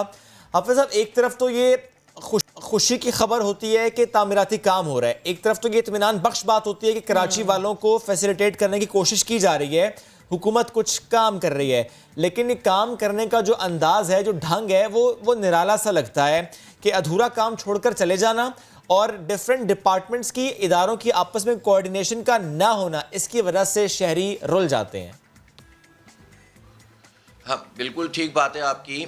अव्वल तो बस इस मालूमात के ऊपर मुझे भी हैरत है कि कराची में कोई काम भी हो रहा है, कुछ भी नहीं हो रहा। और 6 महीने हो गए हैं ट्रांसफॉर्मेशन कमेटी के क़याम और उसके ऐलानात और 1100 अरब रुपए के पैकेज पर। इस वक्त कराची में जो बारिशों के बाद सड़कें टूटी थी ना, पहले से जो टूटी हुई हैं मैं तो उसकी बात ही नहीं कर रहा, जो बारिशों के बाद मेन सड़कों के ऊपर पैच वर्किंग का काम भी मुकम्मल नहीं हो सका। ये कारकर्दगी है ट्रांसफॉर्मेशन कमेटी की, ठीक है, जिसमें पीटीआई, वफाकी हुकूमत और पीपल्स पार्टी और इसमें जो है वो MQM शामिल है, और साथ साथ इसमें पाक फ़ौज का कोर कमांडर साहब इसको हेड करते हैं। अब मुझे नहीं पता ये कहाँ से जो है वो सिलसिला होता है कि जिसमें छोटे छोटे कामों के लिए सीवरेज की जो लाइनें ख़राब हैं वो ख़राब हैं। हाँ, जो धूल मट्टी उड़ रही है वो पहले से जो जारी प्रोजेक्ट हैं, मसलन ग्रीन लाइन को 5 साल हो गए हैं, कौम को मुबारक हो कराची के लोगों को। 2.5 साल 2.25 साल नून लीग ने काम नहीं किया उस पर, और अब जो है वो 2.5 साल से PTI काम नहीं कर रही है। विफाक का प्रोजेक्ट है और मैं जिस इलाके में रहता हूँ वहाँ से ग्रीन लाइन गुजरती है नॉर्थ नाबाद से, और उसकी धूल मिट्टी को हमने 5 साल से भुगता है। जो लाइनें डलती हैं वो वाली कभी कभी सीवरेज की, उसके अंदर उसको दोबारा रिपेयर नहीं किया जाता। ये किसकी जिम्मेदारी है? अगर बल्दिया है तो वो भी अब सूबाई हुकूमत के तहत है। और आपको पता है कि रोड कटिंग के पैसे होते हैं, जितनी भी आप रोड काटते हैं, कोई केबल भी डालना हो तो KMC को पैसे जाते हैं उसके, वो पैसे कहाँ चले जाते हैं और वो रोड क्यों नहीं बनती है? वो इसीलिए पैसे दिए जाते हैं। तो 4 साल वसीम अख्तर भी थे, उन्होंने भी ज़ाहिर है इसी तरह धूल मिट्टी दी है हमें। अब जो पीपल्स पार्टी, अब तो सब कुछ इसके हाथ में है। तो कराची की किस्मत में तो चाहे PTI हो या पीपल्स पार्टी हो या MQM हो, धूल है, मिट्टी है और खंडर है जो इस वक्त शहर बना हुआ है। ये कोई मुहावरतन में बात नहीं कर रहा। मैं तो इन लोगों से कहता हूँ, अभी अब 4K चौरंगी के ऊपर एहतजाज हो रहा था ना, खंडर बने हुए थे, मैंने कहा कि ये असद उमर और मुराद अली शाह साहब और MQM के जितने भी रहनुमा हैं, और अगर इमरान खान तो खैर कराची आना ही नहीं चाहते, अगर वो आ जाए तो चिंची में बिठा के 4K चौरंगी का इनको 4-5 चक्कर लगवा दो, इनकी हड्डियां बोल जाएंगी। इनकी रीढ़ की हड्डियां जब क्रैक होंगी, जब इनको पता चलेगा कराची के 3 करोड़ से ज्यादा अवाम किस तरह की जिंदगी गुजार रहे हैं। कोई ट्रांसपोर्टेशन का इंतजाम नहीं है, कोई आप ट्रेन का झूठ बोला, धोखा दिया KCR के इफ्तिताह का। इसमें मुझे बताएं कौन सा जो है वो स्टेशन इन्होंने बना दिया, कौन सी पटड़ियां इन्होंने नहीं लगा दी, कौन सी जगहों पर इन्होंने जो है वो बना दिए, बैरियर्स लगा दिए। इसका मतलब ये है कि ये जो आता है हमें धोखा देता है, और इसलिए अब कराची के लोगों को जागना पड़ेगा। हम इसीलिए तो हक दो कराची को तहरीक चला रहे हैं। अभी हमने 14 मार्च को भी एक बहुत बड़ी रैली का ऐलान किया है, और सर जब हक दो कराची को रैली की बात आप करते हैं, अभी आपने कहा 3 करोड़ कराची की आबादी की जिक्र आपने किया, बिकॉज ज़ाहिर है Jamaat Islami one of those parties है जो कि ये आवाज़ उठाती है कि मुतनाज़ मरदमशुमारी। सर ये मामला क्या आगे बढ़ रहा है इससे मुताल्लिक के, क्योंकि जब भी हम कराची का मसला उठाते हैं तो आखिरी जुमला यही होता है कि चूंकि मरदमशुमारी ठीक से हुई नहीं है, गिना ठीक से नहीं गया, रिसोर्सेज ठीक से एलोकेट नहीं हुए, तो वहां पर आकर मसला रुक जाता है। सर ये मामला कहाँ ठहर गया मरदमशुमारी का? देखें, जो लोग ये कहते हैं कि रिसोर्सेज ठीक से एलोकेट नहीं हुए, ज़ाहिर है वही हुकूमत होती है ना, और हुकूमत ने ही मरदमशुमारी करवाई और हुकूमत ने ही इसकी मंजूरी दे दी। जो कम हो गए वो कराची के लोग हो गए। 1.5 करोड़ इन्होंने हमें गिनती किया है, हमें 3 करोड़ से ज़ायद।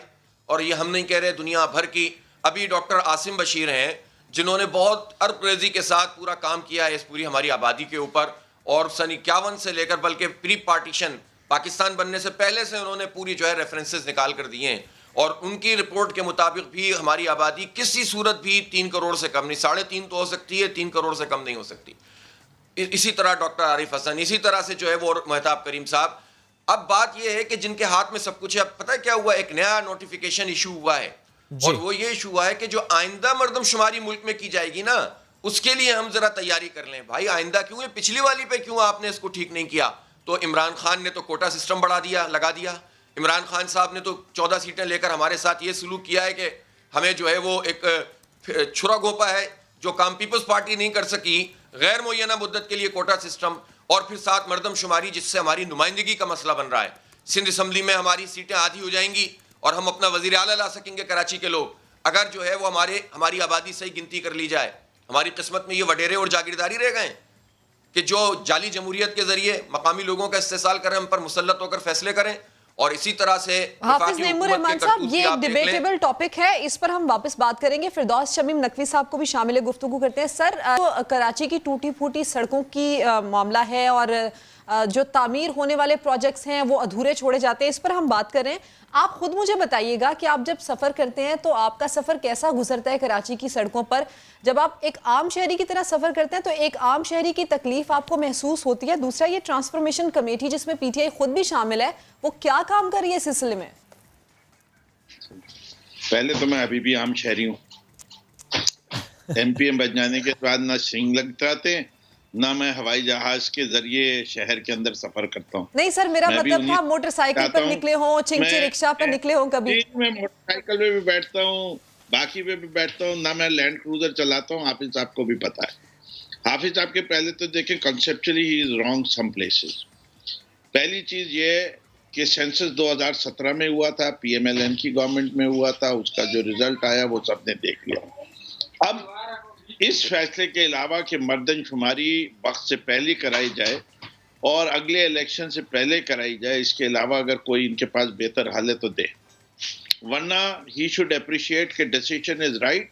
मर्दमशुमारी गलत हुई है और ये मर्दमशुमारी गलत आज से नहीं हो रही, उस जमाने से हो रही है जब ये पार्टनर थे ज़ियाउल हक के बैठे हुए उस वक्त। फिरदौस साहब, यानी पाकिस्तान तहरीक इंसाफ भी ये समझती है कि मर्दमशुमारी गलत हुई है, मुतनाज़े है। No two ways about it, no two ways about it. यानी सर इस बात के बाद तो हम ये कह सकते हैं कि all political parties are on same page when it comes to the census of Karachi. नहीं, it's not census of Karachi, census of Pakistan. पहली चीज, अच्छा ये देखिए, कुछ चीजें कहने को बड़ी आसान होती हैं कि आप एक खित्ते की आबादी बढ़ा देंगे तो वो किसी और खित्ते में जाके होगी, या पाकिस्तान का ग्रोथ रेट आप ले जाएंगे 3.5, विच इज नॉट पॉसिबल। ठीक, तो बात ये है कि कराची में जो रहता है वो कराची में काउंट होना चाहिए। रूल ये है कि अगर आपने 6 महीने से ज्यादा कराची में गुजार दिए तो आपने कराची में गिना जाना है। दूसरी चीज ये, हमें इससे परवाह नहीं है कि वो एलियन है, रहता कराची में तो कराची में गिना जाएगा। ठीक है, जिस जगह है गिना जाएगा, चाहे वो बंगाली है, रहता है इस मुल्क के अंदर तो गिना जाएगा। कह दें कि उसके पास नेशनलिटी नहीं है, इससे कि वो पानी भी इस्तेमाल करता है, वो सड़कें भी इस्तेमाल करता है, वो सीवरेज का निजाम भी इस्तेमाल करता है। ये खास को गिनने जाने की है, पाकिस्तानी नेशनल गिनने की एक्सरसाइज नहीं है। ठीक है फिरदौस साहब, कता कलामी की माजरत, बस 1 मिनट का तवक्कुफ कीजिएगा। एक अहम खबर आ रही नाज़रीन से शेयर करते हैं। ट्रिब्यूनल ने फैसल वाउडा साहब की कागजात नामजदगी मंजूरी के खिलाफ अपील मुस्तरद कर दी है। फैसल वाउडा को सेनेट इंतखाबात के लिए अहल करार दे दिया गया है। बात करेंगे इसी से मुताल्लिक इरफानुल हक से। इरफान, बताइए, बहुत बड़ी अहम पेशरफ्त है ये। जी हाँ, कादर खान मंदुखेल एडवोकेट ने ये अपील दायर की थी और उनका ये कहना था कि फैसल वाडा ने दोहरी शहरियत छुपाई है और ये हकायक छुपाने पर वो सादिक और अमीन नहीं रहे, इसलिए उन्हें किसी भी अवामी ओहदे के लिए नाअहल करार दिया जाए। रिटर्निंग अफसर ने भी उनके ये एतराज़ात मुस्तरद कर दिए थे। आज बहुत तफसीली दलाइल इलेक्शन ट्रिब्यूनल ने सुने हैं और उसके बाद अदालत ने ये अपील मुस्तरद कर दी है और इस तरह फैसल वाडा वफाकी वज़ीर हैं और अब सेनेट के लिए अब अहल करार पाए हैं। अहम खबर आपको दे रहे हैं, इलेक्शन ट्राइब्यूनल ने फैसल वाउडा के कागजात नामजदगी मंजूरी के खिलाफ अपील मुस्तरद कर दी है। फैसल वाउडा को सेनेट इंतखाबात के लिए अहल करार दे दिया गया है। साथ रहेगा इरफान, चूंकि फिरदौस शमीम नकवी साहब साथ मौजूद हैं, इस पर कमेंट भी ले लेते हैं फैसल वाउडा से मुताल्लिक। फिरदौस साहब, आमिर लियाकत साहब भी तनकीद करते हैं फैसल वाउडा साहब की जो नामजदगी हुई थी, और ज़ाहिर है बेशक अब फैसल वाउडा को क्लीन चिट तो मिल गई है, वो लड़ पाएंगे इंतखाब। आपकी इस बारे में राय अब क्या है? क्या पार्टी ने आमिर लियाकत और दीगर जो आपके रहनुमा हैं उनको ये बावर कराया है कि नहीं, ये जो पार्टी का डिसीजन है यही डिसीजन है और we have to stick with that, या अभी तक इख्तलाफात बरकरार हैं? देखिए, पहली चीज ये है कि आप शायद ये सवाल एक गलत आदमी से पूछ रहे हैं जिसने अपनी तमाम जिंदगी इस बात पे यकीन रखता है कि पार्टी के फैसलों के बारे में एहतजाज अगर करना भी है तो पार्टी के फोरम्स में करना है। ठीक। और जिस दिन आप पार्टी के लीडरशिप के फैसलों को नहीं मानते, जिसके आप भी खुद लीडर, तो फिर आपको में रहना नहीं चाहिए। ये पब्लिकली अपने एहतजाज करना जायज़ बात नहीं है मेरे। और मुझे पूरा यकीन है फिरदौस साहब, लेकिन आमिर लियाकत साहब ने जब तनकीद की, उन्होंने कहा इस्तीफ़ा दूंगा। आमिर लियाकत साहब को बुलाया गया, इमरान खान साहब ने आमिर लियाकत साहब भी कहते हैं कि मुझे मना लिया गया, कुछ वादे किए गए, कुछ बातचीत हुई, लेकिन उस पर भी अमल दरामद नहीं हुआ। जी, मैं देखिए, आप किसी भी पार्टी में नजरिए की बुनियाद पे होते हैं। ओके, ये तिजारत का इदारा नहीं है। तो जो लोग पोजीशंस के लिए के लिए नाराजगी दिखाते हैं, मैं तो उनकी कदर नहीं करता पार्टी। ठीक से। अच्छा, लेकिन सर बस एक बात और मुझे पूछने दीजिएगा फिरदौस साहब, लेकिन एक मामला और भी है, क्योंकि इस पर तनकीद हुई, इस मामले पर बिलखुसूस इस नाम पर फैसल वाउडा साहब के, इमरान खान साहब ने कहा रिकंसिडर किया जाएगा, इजलास बुलाया गया था, इस पर डेलिब्रेशंस हुई थी, दोबारा से हुई थी।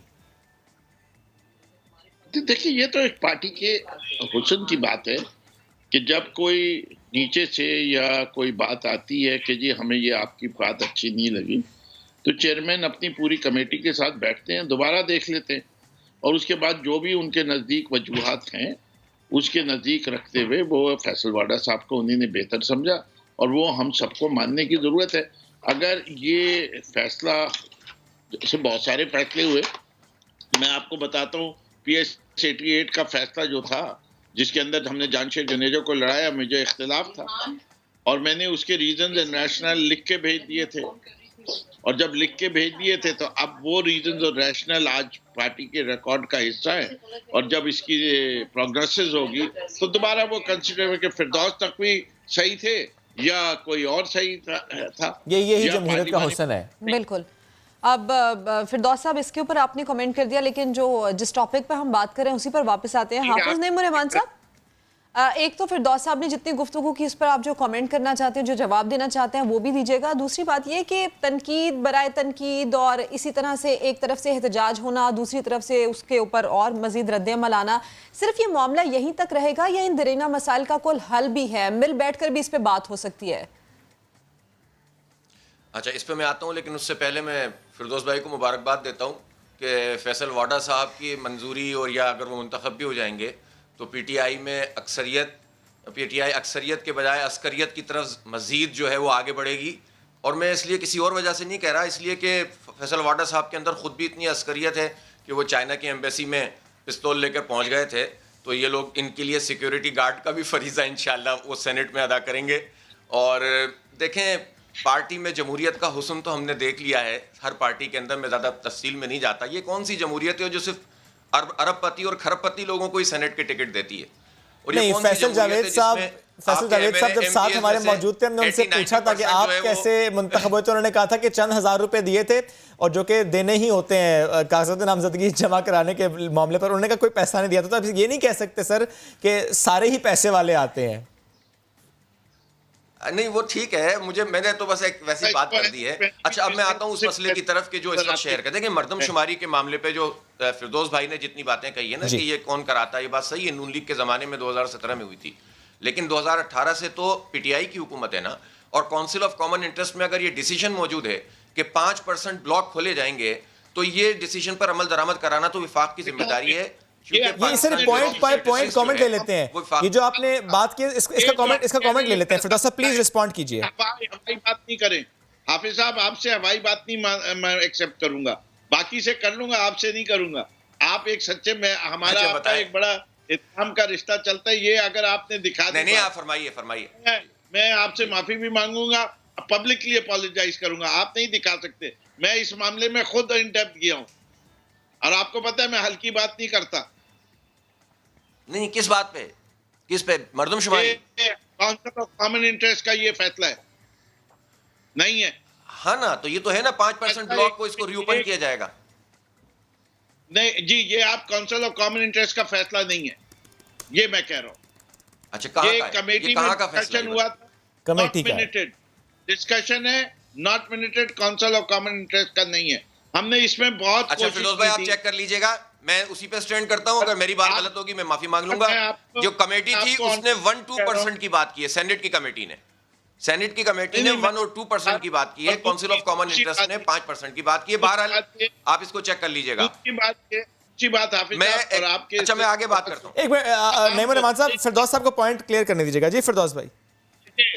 जी, स्टैटिस्टिकली अगर आपने वो 5% ब्लॉक खोल भी लें जो 2017 में जिस तरह काउंट हुए थे और 2021 में दोबारा उसका काउंट किया जाएगा तो कंट्रोवर्सीज और बढ़ जाती हैं, इसके 4 साल में बिल्कुल मामला तब्दील हो जाते हैं।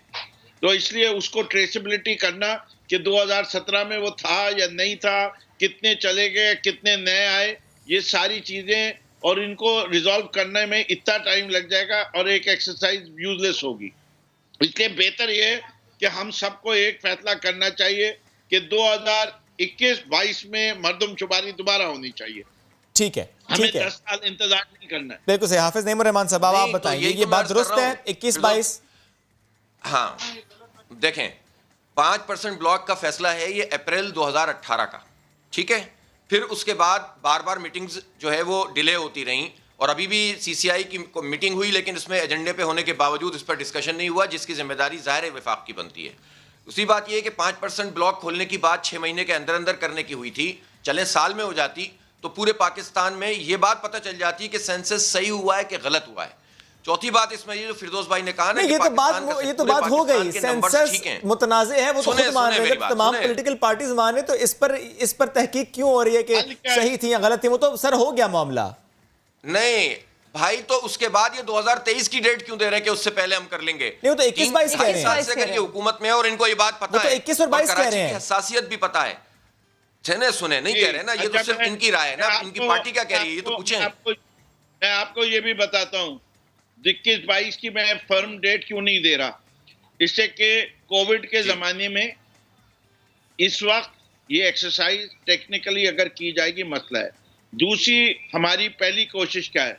पहली कोशिश ये है कि तमाम पार्टीज प्रोसीजर पे एग्री करें, इससे कि अभी तक पाकिस्तान में जितने सेंसस हुए हर सेंसस को चैलेंज किया गया है कि सही नहीं है। चौथी चीज ये है कि कौन सी एप्रोप्रिएट टेक्नोलॉजी इस्तेमाल की जाए, इससे कि दुनिया भर में सेंसस होते हैं और कहीं इस तरह चैलेंज नहीं होता जिस तरह पाकिस्तान में हुए 83 ऑनवर्ड 98 का सेंसस, और वक्त पे सेंसस नहीं होते। ये भी हम उस सेंसस के बदले में कह रहे हैं हो जाए जो आसिफ जरदारी खा गए। वो सेंसस नहीं हुआ, उस पर कौम खामोश रही, कोर्ट के फैसले की वजह से हुआ। ये हम सियासी जमातों की वीकनेस है और इसीलिए हमें अपना किरदार को जब हम स्पेस छोड़ेंगे तो इसमें सुप्रीम कोर्ट आएगा और इसके अंदर फिर फौज आएगी। तो आप और हमें जो है सियासी जमातें जितना मुस्तैद होंगे और इंस्टीट्यूशंस को अच्छा करेंगे तो इंस्टीट्यूशंस अपने दायरे में काम करें उतना बेहतर है। और फिरदौस साहब, इस पे आप कह रहे हैं कि दीगर जमातों को भी आपके साथ एक पेज पर आना होगा, तो तजावीज तो ली जा सकती है ना। हाफिज नईमुर रहमान साहब, इस पर आप कोई तजवीज देना चाहते हैं तो वो आप ऐड कर सकते हैं पूरी कौम को। देखें, मैं तो तजवीज़ देखें फिरदौस भाई, अगर आप 2.5 साल 3 साल गुजरने के बाद भी सिर्फ वाज करेंगे कि ये होना चाहिए और ऐसा होना चाहिए, भाई 2.5 साल में हमसे पूछ रहे हैं आपने क्यों नहीं किया? आपको मालूम है कराची की आधी आबादी खाली गई है। सर चलिए आगे बढ़ जाते हैं, जो पहले नहीं हुआ वो अब हो जाएगा। तो आपने क्यों नहीं किया? नहीं हाफिज रहमान साहब, इससे हासिल नहीं होगा। शुरू करें इस सवाल से कि माजी में क्यों नहीं हुआ, हासिल कुछ नहीं होगा। मसला ये है ना, पिछले 6 महीने से ये लोग ये बात कह रहे हैं कि हम मानते हैं और हम करवाएंगे। तो भाई काम शुरू कीजिए ना, काम तो शुरू कीजिए ताकि पता चल जाए 2021 में हो जाएगा। अच्छा फिरदौस साहब, वैसे आप इस बात की वैसे आप दुनिया भर की मिसाल देते हुए बता भी रहे थे कि दुनिया भर में ऐसा नहीं होता, बार बार इसको नहीं रद्द किया जाता, बार बार ये मुतनाज़ा नहीं होता। तो इस पर क्या वर्किंग क्या हो रही है, क्या होमवर्क तैयार कर रखा है कि अब ऐसा नहीं होगा, क्या सिस्टम होगा इस पे? जी, एक कमेटी बना दी गई है कोई आज से 1.5 महीना पहले, जो दुनिया भर की सेंसस को स्टडी कर रही है और उसको 90 दिन दिए गए हैं सिफारिशात मुकम्मल करने के लिए। उसके बाद वो आईटी के जो मिनिस्टर हैं वो एप्रोप्रिएट टेक्नोलॉजीज देखेंगे और उसके बाद पार्लियामेंट में भी जाएगा और साथ साथ सिविल सोसाइटी को भी दिया जाएगा और तमाम सियासी जमातों को भी दिया जाएगा कि आप अगर इसमें अभी भी कोई बेहतरी समझते हैं वो कर लीजिए, जो आपको इस पे तनकीद करनी है वो कर लें, लेकिन इस एक्सरसाइज को कैरी करने से पहले मेथडोलॉजी पे वो उस पे 100% एग्रीमेंट होना लाजमी है तमाम पार्टियों का। ठीक है, और जो पार्टी उस वक्त नहीं करेगी तो मसला होगा। अब मैं आपके दूसरे सवाल पे अगर आने की इजाजत हो तो मैं वो दे दूं। जी देखिए, पहली चीज ये है कि इस शहर कराची की जिम्मेदारी जो है हुकूमत सिंध की है। 18वीं तरमीम के बाद तकरीबन आपको पता है, ये आम शहरियों को नहीं लेकिन आप लोग नॉलेजेबल हैं, हाफिज साहब नॉलेजेबल हैं, वफाक के पास बहुत कम गुंजाइश रहती है कि जिसके अंदर वो इंटरवीन कर सके। ये मसाइल जब नज़र आए और इस वक्त जब बारिश का हुई पिछली दफ़ा तो डिज़ास्टर मैनेजमेंट के लिए NDMA को मूव किया गया और उसके बाद ये फैसला हुआ कि नहीं, इसके अंदर काम होना के रादर देन कि फौज आके काम करे, सिविलियन गवर्नमेंट को जब तक ऑन बोर्ड नहीं होगा नहीं। बिल्कुल ऐसा ही है। उस पर फैसला हुआ कि जी आइंदा ये वाला काम नहीं होगा जो माजी में K4 और S3 पे हो रहा है कि वफाक 50% खर्चा उठाएगी, सिंध की हुकूमत 50, और वो वफाक को कहते रहे कि वफाक ने पैसे नहीं दिए और वफाक कहती है सिंध ने अपना शेयर नहीं डाला, प्रोजेक्ट की कॉस्ट बढ़ती जाती है। बिल्कुल ऐसे ही इवैल्यूएशन। हमने कहा जिम्मेदारी जो काम जो करेगा उसकी पूरी जिम्मेदारी वो लेगा। यानी पूरे प्रोजेक्ट जो हैं वो एक पार्टी को दिए जाए, ये कहना चाहिए एक या प्रोविंशियल सेटअप को या वफाक को, किसी डिपार्टमेंट को। ये जो पैकेज है ये is developed by the federal government and the provincial government, इसमें पार्टीज का कोई ठीक है अमल दखल, ठीक है जी। फेडरल गवर्नमेंट ने अपने जिम्मे जो प्रोजेक्ट्स लिए, सबसे पहले ग्रीन लाइन का प्रोजेक्ट है। ग्रीन लाइन के प्रोजेक्ट के ऊपर भी हाफिज साहब कह रहे थे इंशाल्लाह पहली बसें जो हैं वो जून के महीने में आ जाएंगी और जुलाई के अंदर टेस्ट रन और अगस्त में ये लाइन फुल्ली ऑपरेशनल हो जाएगी पुरानी नुमाइश के तक। और अगली फरवरी तक हमें उम्मीद है कि साबरी निहारी या कमर्शियल चौक जो कहलाता है वहाँ तक हो जाएगी इंशाल्लाह। लेकिन बसें आपको ग्रीन लाइन पे इंशाल्लाह चलती जून जुलाई में आप कह रहे हैं बसेस नजर आएंगी। हाफिज नईमुर रहमान साहब, फिरदौस शमीम नकवी साहब की बातें सुनकर आपको लग रहा है ना कि ऐसा हो जाएगा, ऐसा हुआ है, कुछ पुरुम्मीद आप नजर आ रहे हैं अब या नहीं? 52 फायर टेंडर भी आ गए थे। बिल्कुल सर, वो हमने शेयर किए थे फिरदौस साहब। जी हाफिज नईमुर रहमान साहब प्लीज आप शेयर कीजिए। देखें फिरदौस भाई के मुंह में घी शक्कर, ठीक है ना, कि अगर ये जून में बसें आ जाती हैं और चल जाती हैं, भाई देखें 2.5 साल हो गए हैं इनकी हुकूमत को आए, और ये पीपल्स पार्टी को तो हम जो कुछ कहते हैं ना वो आपको पता है क्या कहते हैं, जो कुछ कर रहे हैं वो हमारे साथ। लेकिन मैं इनसे ज़ाहिर फिरदौस भाई बैठे हुए हैं तो इनके पास एक मंगोपीर रोड है इस वक्त जो विफाक के तहत है, एक इनके पास जो है वो ये वाली ग्रीन लाइन है ये डायरेक्ट विफाक के तहत कैबिनेट डिवीजन के तहत है, और एक कंपनी बनी हुई है कराची सिंध ट्रांसपोर्टेशन कंपनी या डेवलपमेंट कंपनी, उसके तहत है। गवर्नर इसको देखते हैं, असद उमर इसको देखते हैं। इसलिए अगर 2.5 साल में नहीं हुआ, देखें ये तो नहीं ना हो जाएगा, ये पिछले वाले भी BRT भी आपने हो जाएगा पिशावर वाली कितनी लंबी चलाई, जहां इतना वक्त दिया, जून जुलाई का वक्त दे दें सर। कोई प्रोजेक्ट लेट होता है, जब लेट होता है प्रोजेक्ट तो उसके कितने असरात होते हैं। आप धूल मिट्टी की बात करें ना, आप यकीन करें जो एलर्जीज फैलती हैं, जो बच्चे सफर करते हैं, जितनी बीमारियां होती हैं, ये इसको तो कहीं काउंट ही नहीं करते ना ये लोग। अब आप मुझे बताएं, पीपल्स पार्टी तो खा रही है हमें कराची को, लेकिन आपने भी तो 650 अरब रुपए के PSDP जो तरक्याती बजट कहलाता है, उसमें से सिर्फ 18 अरब रुपए कराची के लिए रखे थे ना, इंक्लूडिंग इसमें KCR भी था, ग्रीन लाइन भी थी, MNAs MPS के फंड्स भी थे, और इसमें से भी आधे से भी कम खर्च होंगे। तो मैं तो जो जिम्मेदार है उसकी बात कर रहा हूं कि जिसकी जिम्मेदारी बनती है। ऑनरशिप अगर किसी जगह की होती है तो आदमी 650 में से 18 अरब रुपए नहीं देगा 3 करोड़ लोगों के लिए। और इसी तरह जो 54% एक्सपोर्ट करता है कराची, पाकिस्तान की एक्सपोर्ट का, जिस पर सबसे ज्यादा आप कहते हैं हमारी एक्सपोर्ट बढ़ रही है, तो उसका 54% कराची देता है। आपने उसको, उस कराची को जिसमें मिलियंस ऑफ लेबर्स हैं यहाँ काम करते हैं, सनतकार तो अपनी जगह रो रहे हैं, लेकिन जो लेबर्स यहाँ पर काम करते हैं उनके लिए आपने के इलेक्ट्रिक के लिए क्या किया 2.5 साल में? आप तो उसकी खुलासी के लिए सुप्रीम कोर्ट में जा रहे हैं कि किसी तरह 272 अरब रुपए जो उन्होंने देने हैं, जो लायबिलिटीज हैं, वो किसी तरह वेव ऑफ हो जाए। पाकिस्तान स्टील के साथ आपने क्या किया? वो आपका प्रोजेक्ट है।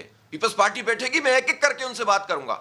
आज आप बैठे हुए हैं तो मुझे जवाब दें कि या तो पिछली दफा आप गलत कह रहे थे या अब आप गलत कह रहे हैं। क्यों नहीं चला 2.5 साल में पहिया, और क्यों नहीं चली स्टील मिल? चलनी चाहिए थी ना। वन टाइम पैसे देकर आप उसको चलाएं तो सही। और आप लोगों को निकाल रहे हैं एवरेज 2.5-3 लाख रुपए देकर, आप 4,500 लोगों को निकाल रहे हैं। पिछलों ने गलत भर्ती किया, मैं मानता हूं, खा गई पीपल्स पार्टी, मैं मानता हूं, गैस बंद की नून लीग ने, मैं मानता हूं, लेकिन 2.5 साल में आप कम से कम इतना तो करते कि आप CEOs के लिए तो 15-15 लाख 20-20 लाख रुपए में लोग रख रहे हैं, 10 लाख रुपए में, 5 लाख रुपए में अमला रख रहे हैं, और मुलाजमीन को आप निकाल रहे हैं। आप कोई रास्ता तो, आपकी कोई डायरेक्शन तो हो जिस समय पता चले कि आप कराची से कोई इंटरेस्ट रखते हैं। इसलिए सॉरी टू से आपकी पार्टी का मजमूई रवैया कराची के साथ वही है जो नून लीग का था, जो पीपल्स पार्टी का है, जो MQM का है। आप जितनी भी अच्छी बातें करें, अल्लाह करे आपकी बातें सही हो, आप अच्छे आदमी हैं, अल्लाह करे, लेकिन बस इसी दुआ के साथ हुकूमत कर रही है वो बहुत बुरा कर रही है। साहब, बस इसी दुआ के साथ इस टॉपिक को खत्म करते हैं। फिरदौस शमीम ने अपने वक्त दिया, बहुत शुक्रिया। हाफिज नईमुर रहमान साहब, आप भी हमारे साथ थे। और हाफिज नईमुर रहमान साहब जिस चीज़ का जिक्र कर रहे थे कि ये जो कराची की टूटी फूटी सड़कों के मसाइल हैं, जो गर्दो गुबार है, इससे न सिर्फ सफ़र में मुश्किलात का सामना है, बल्कि जिस चीज़ की तरफ वो बात कर रहे थे कि बच्चों को खासकर एलर्जीज, आंखों का मसला, गले का मसला, नाक का मसला, इसी मसले पर बात करने के लिए सेक्रेटरी जनरल PM में ENT surgeon doctor Qaiser Sajjad साहब हमारे साथ मौजूद होंगे। उनसे हम बात करेंगे कि एक तो ये चीज़ कितनी नुकसानदेह है, और दूसरी बात ये कि इससे बचा कैसे जा सकता है उस माहौल में जबकि कोविड-19 है। और ऐसे में कहा जाता है कि जब भी आप घर से बाहर जाएं तो मास्क लगा कर जाएं।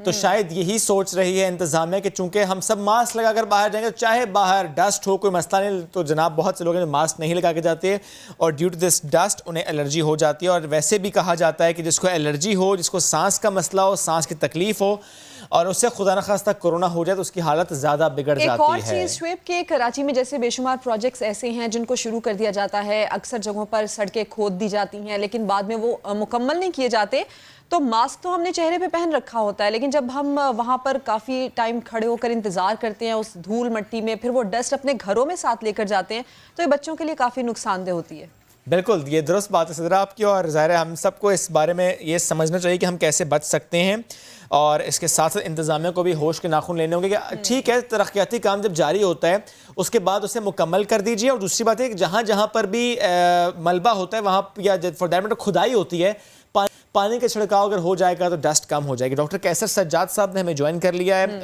हम उनसे गुफ्तगू करते हैं।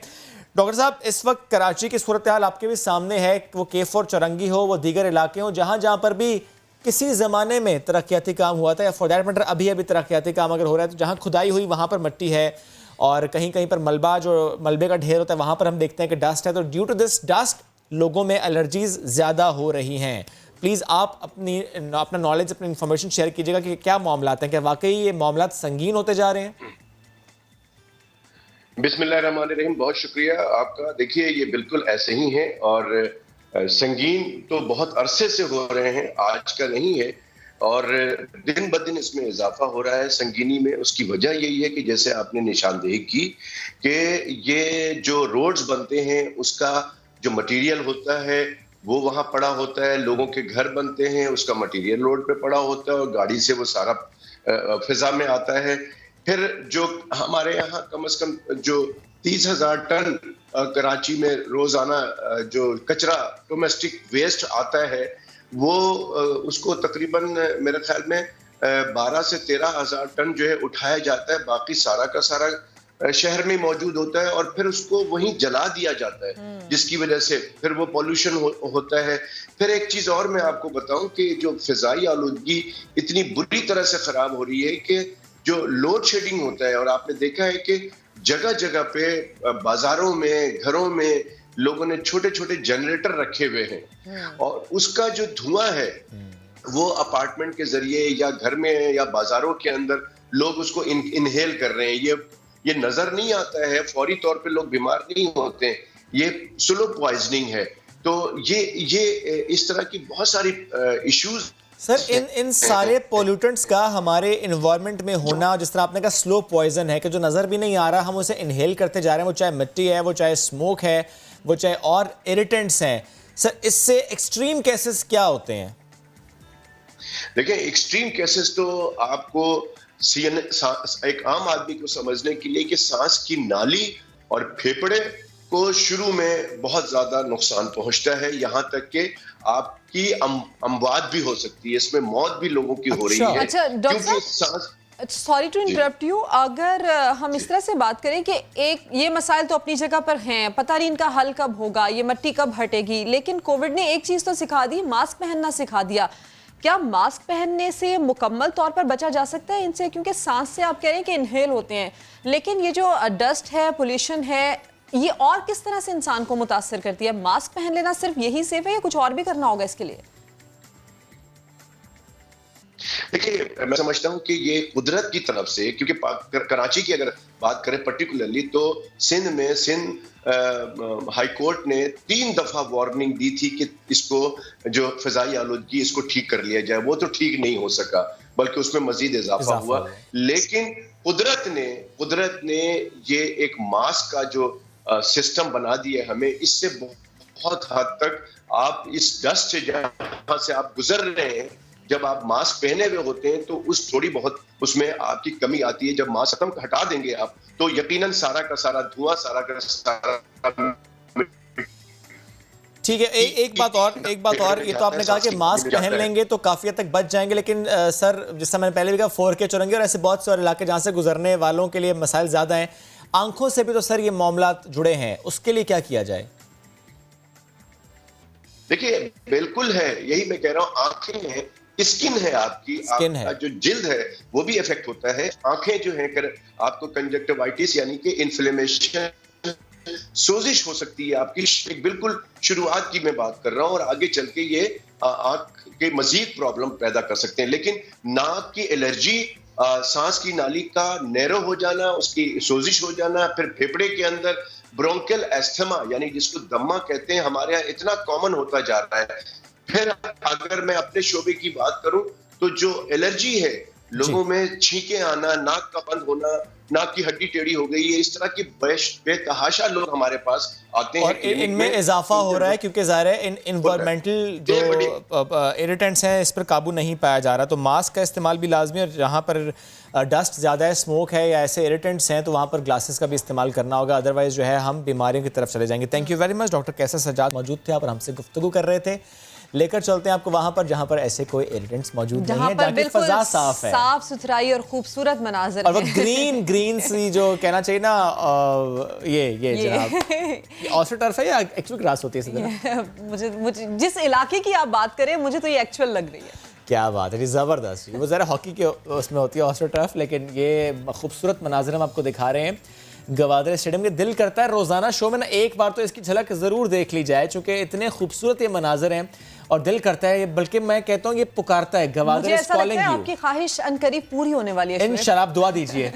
मैं आपको दुआ दूं, इसका मुझे क्या फायदा होगा? मुझे तो आप लेकर नहीं जाएंगे। हम आपको लेकर जाएंगे सिद्रा, टेंशन नहीं आपने लेनी। चले इस वादे के साथ मैं आपको दुआ देती हूँ। चले जी, क्योंकि सिद्रा की दुआएं हमारे साथ हैं, हम इंशाल्लाह जाएंगे। बात हम करें गवादर स्टेडियम की, यहाँ पर सजेगा क्रिकेट का मेला, लेकिन PSL के फौरी बाद दो टीम्स जो कि इस वक्त PSL का हिस्सा यानी Quetta Gladiators and Karachi Kings, इनका एक मैच होगा इस स्टेडियम में, और वहीं से इसे ब्रॉडकास्ट किया जाएगा, और इंशाल्लाह टीम नया दिन वहाँ पर जाएगी और इस मैच को भी कवर करेगी, और इसके अलावा देखेगी कि वहाँ पर माहौल क्या है, गवादर की सिचुएशन क्या है। तो जनाब, इतना खूबसूरत स्टेडियम देखकर दिल चाहता है कि हम फौरन से वहाँ चले जाएं, और हमें बुलाया भी गया था। फ़ख्र आलम साहब हमारे साथ मौजूद है। फ़ख्र आलम, सबसे पहले तो हमारी माजरत आप कबूल करें, वी आर वेरी सॉरी, आपने हमें बुलाया था लेकिन इस बार नया दिन की टीम नहीं आ पाई, लेकिन अगली बार के लिए तो हमारा ये वादा है, हम 25 मार्च को हम जरूर आएंगे। ये बताएं आपके गवादर में कैसा तजुर्बा रहा? अब तो PSL भी वहाँ पर होने जा रहा है। जो पिक्चर्स हम आपकी सोशल मीडिया पर देखते रहे, आप तो माशाल्लाह स्विमिंग भी करते नजर आए गवादर में, एंजॉय भी करते नजर आए, तो एक्सपीरियंस आप हमारा शेयर करें हमारे साथ अपना। भाई, गवादर का तजर्बा तो आप सबके सामने है। आप लोगों को पता है कि आज से कोई 20-25 दिन पहले मैं ज़िंदगी में पहली दफ़ा गवादर गया था। और वो भी क्योंकि ISPR वालों ने एक बड़ी ज़बरदस्त बाइक रैली और कार रैली की थी, तो कुछ दोस्तों ने मुझे कहा कि मैं भी जाऊँ, और फिर जब वहाँ पहुँचा तो मुझे दावत दी गई कि जी वहाँ पे क्रिकेट मैच हो रहा है तो मैं खेलने के लिए आ जाऊँ। तो मैंने वो मैच भी खेला जाके, और जब मैंने मैच खेला तो मैंने कहा इस ग्राउंड में और बहुत कुछ होना चाहिए, और वो तस्वीर मेरी और वो वीडियोस वायरल हो गए पूरी दुनिया में। बस वो कहानी चलना शुरू हुई तब से, और फिर हमें कहा गया कि भाई यहाँ पे एक बड़ा मैच होना चाहिए, तो मैंने जो है वो एक ज़बरदस्त मैच करवा दिया, Gwadar dolphins versus showbiz sharks. और वो मैच आप लोगों ने देखा, बराह रास्त पहली दफ़ा तारीख रकम की गई कि गवादर के क्रिकेट के ग्राउंड से एक लाइव जो है वो लाइव ब्रॉडकास्ट मैच की जो है वो की गई है। तो अभी तक तो ज़बरदस्त सफ़र गया है, और गवादर बहुत खूबसूरत शहर है। वहाँ के लोग जो हैं वो बहुत ही खूबसूरत लोग, बहुत ही अच्छे दिल के लोग हैं, बड़े मेहमान नवाज लोग हैं, और मैं आप सबको गुजारिश करूँगा कि आप लोग ज़रूर जाएं, और आप लोगों की टीम ख़ास तौर पे मेरे पास तो नहीं आई, लेकिन गवादर ज़रूर जाए। क्या बात है, हम ज़रूर जाएंगे, और सबको जाना भी चाहिए। और हमने आपको देखा है सर वहाँ पे कि सिर्फ स्टेडियम में नहीं, आपने वाकई इधर उधर बड़ा एंजॉय किया। कल आपकी एक फुटेज भी आई थी जिसमें आप और जुल्फी बुखारी वहाँ लहरों के साथ बड़ी मौज मस्तियाँ कर रहे थे। That was beautiful actually. वो भी पुकार रहा था कि इतना खूबसूरत साहिल है तो यहाँ पर भी आएँ। सर, जो पाकिस्तान का ट्रू फेस है ये दिखाने में यकीन जानिए आप बहुत कामयाब रहे हैं। आपने इस पर बहुत कोशिश की है, जद्दोजहद आपकी है, और वो हमारे सामने टाइम टू टाइम आती रही है। थोड़ा सा इस जर्नी से मुतालिक भी शेयर करें कि ये सोच कब आई कि आपको इस डायरेक्शन में काम करना है, ऐसी जगहों के बारे में बात करनी है, ऐसे पॉइंट्स पर लेकर जाना है कि जो पाकिस्तान का ट्रू इमेज डिपेक्ट करे? वह हमेशा से मेरी कोशिश रही है कि पाकिस्तान की जो पॉजिटिव चीज़ें हैं उसको हाईलाइट किया जाए। हम लोग अपने शिकवे शिकायत जो है आपस में कर सकते हैं, लेकिन दुनिया के सामने जो है हमारी कोशिश होनी चाहिए कि हम जितना पॉजिटिव इमेज पाकिस्तान का पोर्ट्रे कर सकते हैं वो करें। तो मेरी हमेशा से एक कोशिश रही है, जब से मुझे कम से कम याद है, और जब से सोशल मीडिया के टूल्स मेरे हाथ में भी आए हैं सबकी तरफ, जब से मोबाइल फ़ोन के ज़रिए, तो मेरा हमेशा एम यही होता है कि पाकिस्तान की चीज़ों को जो है पॉजिटिवली वो पोर्ट्रे किया जाए। और जब मैं गवादर गया और जब मैंने अपनी आंखों से देखा कि ये कितनी खूबसूरत जगह है, पूरी बलूचिस्तान जो मकरान कोस्टल हाईवे की ड्राइव और रास्ते में कुंड मलीर या रास्ते में गुर नेशनल पार्क और प्रिंसेस ऑफ होप, ये चीज़ें देखने हमारे मुल्क में ऐसे ज़बरदस्त गोल्डन सैंड बीचेस देखे तो मैं तो हक्का बक्का रह गया। तो मैंने कहा कि ये तो पूरी दुनिया के साथ शेयर होनी चाहिए। और मुझसे लोग कहते हैं कि आप ये अपने जो ज़्यादातर वीलॉग्स हैं इसमें ज़्यादा अंग्रेज़ी क्यों बोलते हैं, अंग्रेज़ी में क्यों करते हैं? उसकी वजह ये कि मैं चाहता हूँ कि दुनिया की जो इंटरनेशनल ऑडियंस है वहाँ तक हमारी बात पहुँचे। अगर उर्दू में बात करूँगा तो उनको समझ नहीं आएगी, अंग्रेज़ी में बोल के आप उनकी अटेंशन देते हैं। सो दैट वाज ये मेरा हमेशा कोशिश मेरी ये होती है, पर्पज़ ये होता है पाकिस्तान की चीज़ पॉजिटिव जो है ना वो आपने दुनिया तक पहुँचानी है। हमारे बीच में जो इख्तलाफात हैं वो हम अपने बीच में रखा करें, बाहर भेजने की ज़रूरत नहीं है उनको। और फ़ख्र आलम, ये कहना गलत नहीं है कि जो कोशिश आप कर रहे हैं उसमें आप काफ़ी हद तक कामयाब भी हो रहे हैं। पाकिस्तान की खूबसूरती दुनिया भर में मशहूर हो रही है। ये हमें बताएं कि गवादर के अलावा बात की जाए तो गिलगित बल्तिस्तान के इलाके नगर में भी पहाड़ और सब्ज़े में एक गहरा स्टेडियम मौजूद है। उसके बारे में कुछ आइडिया है, कुछ सोच रहे हैं आप उस पर काम करने के लिए? अच्छा, ये पता नहीं किसने आपको इतला दी है, बट सोच नहीं रहे। डेफिनेटली मैं तो काम भी शुरू कर चुका हूँ। बहुत खूबसूरत ग्राउंड जो है वो नगर में मौजूद है, गिलगित बल्तिस्तान के इलाके में। और इस दफ़ा जब मैं गवादर गया था तो आप लोग जानते हैं कि मैं अपने साथ बड़े ख़ास मेहमान लेकर गया था, जिसमें ब्रिटिश हाई कमिश्नर जो थे क्रिस्टन टर्नर वो भी मौजूद थे, deputy British high commissioner Mike वो भी मौजूद थे। साथ में एक और मेरे मेहमान गए थे ख़ास, और वो हैं द प्रिंस ऑफ नगर कासिम अली। मैं उनको भी लेके गया था और उनको मैंने दिखाया तो उन्होंने कहा कि फ़ख्र भी अब ये तो आपका ऊपर फ़र्ज़ है कि आप उधर वाले ग्राउंड में भी करवाएं जो नगर का हमारा ग्राउंड है उसके अंदर। तो उसके ऊपर काम जो है वो शुरू हो चुका है। और अच्छी बात यह है क्योंकि वहाँ पे गर्मियों में भी मौसम बहुत अच्छा होता है, तो हम वहाँ पे गर्मियों में भी मैच करवा सकते हैं। तो उसके ऊपर मैं काम जो है शुरू कर चुका हूँ और इंशाल्लाह बहुत जल्द उस पर भी आप लोगों को खबर पहुँचाऊँगा। इंशाल्लाह जाएंगे गवादर, अगला पड़ाव होगा नगर, और इसी तरह हम शेयर करते जाएंगे जहाँ जहाँ पर भी ऐसे नए स्पॉट्स जो हैं वो तवज्जो समेट रहे हैं। फ़ख्र आलम बेहद शुक्रिया, साथ मौजूद थे, आप हमसे गुफ्तगू कर रहे थे। किसी को लगा है बड़ा धचका, उसकी बात कर लेते हैं। परवेज़ रशीद साहब, इनको सेनेट इंतखाबात में हिस्सा लेने के लिए नाअहल करार दे दिया गया है। इलेक्शन कमीशन से कागजात मुस्तरद होने के खिलाफ परवेज़ रशीद की जो अपील थी वो इलेक्शन ट्राइब्यूनल ने भी मुस्तरद कर दी है। बात करेंगे इसी पर समा के नुमाइंदे शाहिद हुसैन से। शाहिद हुसैन, ये क्या हो रहा है? पीटीआई के लिए अच्छी खबरें आ रही हैं तो मुस्लिम लीग नून को धचका लग रहा है।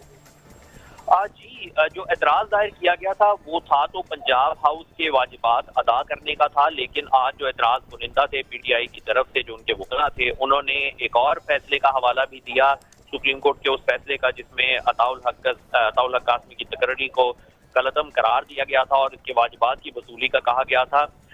उसका भी आज जो है वो एतराज दाखिल किया गया इलेक्शन ट्राइब्यूनल के रूबरू और कहा यह गया कि इसके वाजिबात की वसूली का भी हुक्म सुप्रीम कोर्ट ने दिया था और इसके ऊपर कोई हुक्म इम्तनाई भी नहीं है। इसके ऊपर परवेज रशीद के वकला का जवाब ये था कि इसका जवाब मुतल्लिका अदालत में जमा हो चुका है। ये तमाम एतराज़ात जो थे इसको जो है वो इलेक्शन ट्राइब्यूनल ने अपहेल्ड कर दिया है और जो अपील थी परवेज रशीद की उसको खारिज कर दिया है। जी, बेहद शुक्रिया शाहिद हुसैन, आपने हमें अपडेट किया। वक्त हो गया ख़त्म, कल करेंगे मुलाकात, रखिए बहुत सा ख्याल, अल्लाह हाफ़िज़।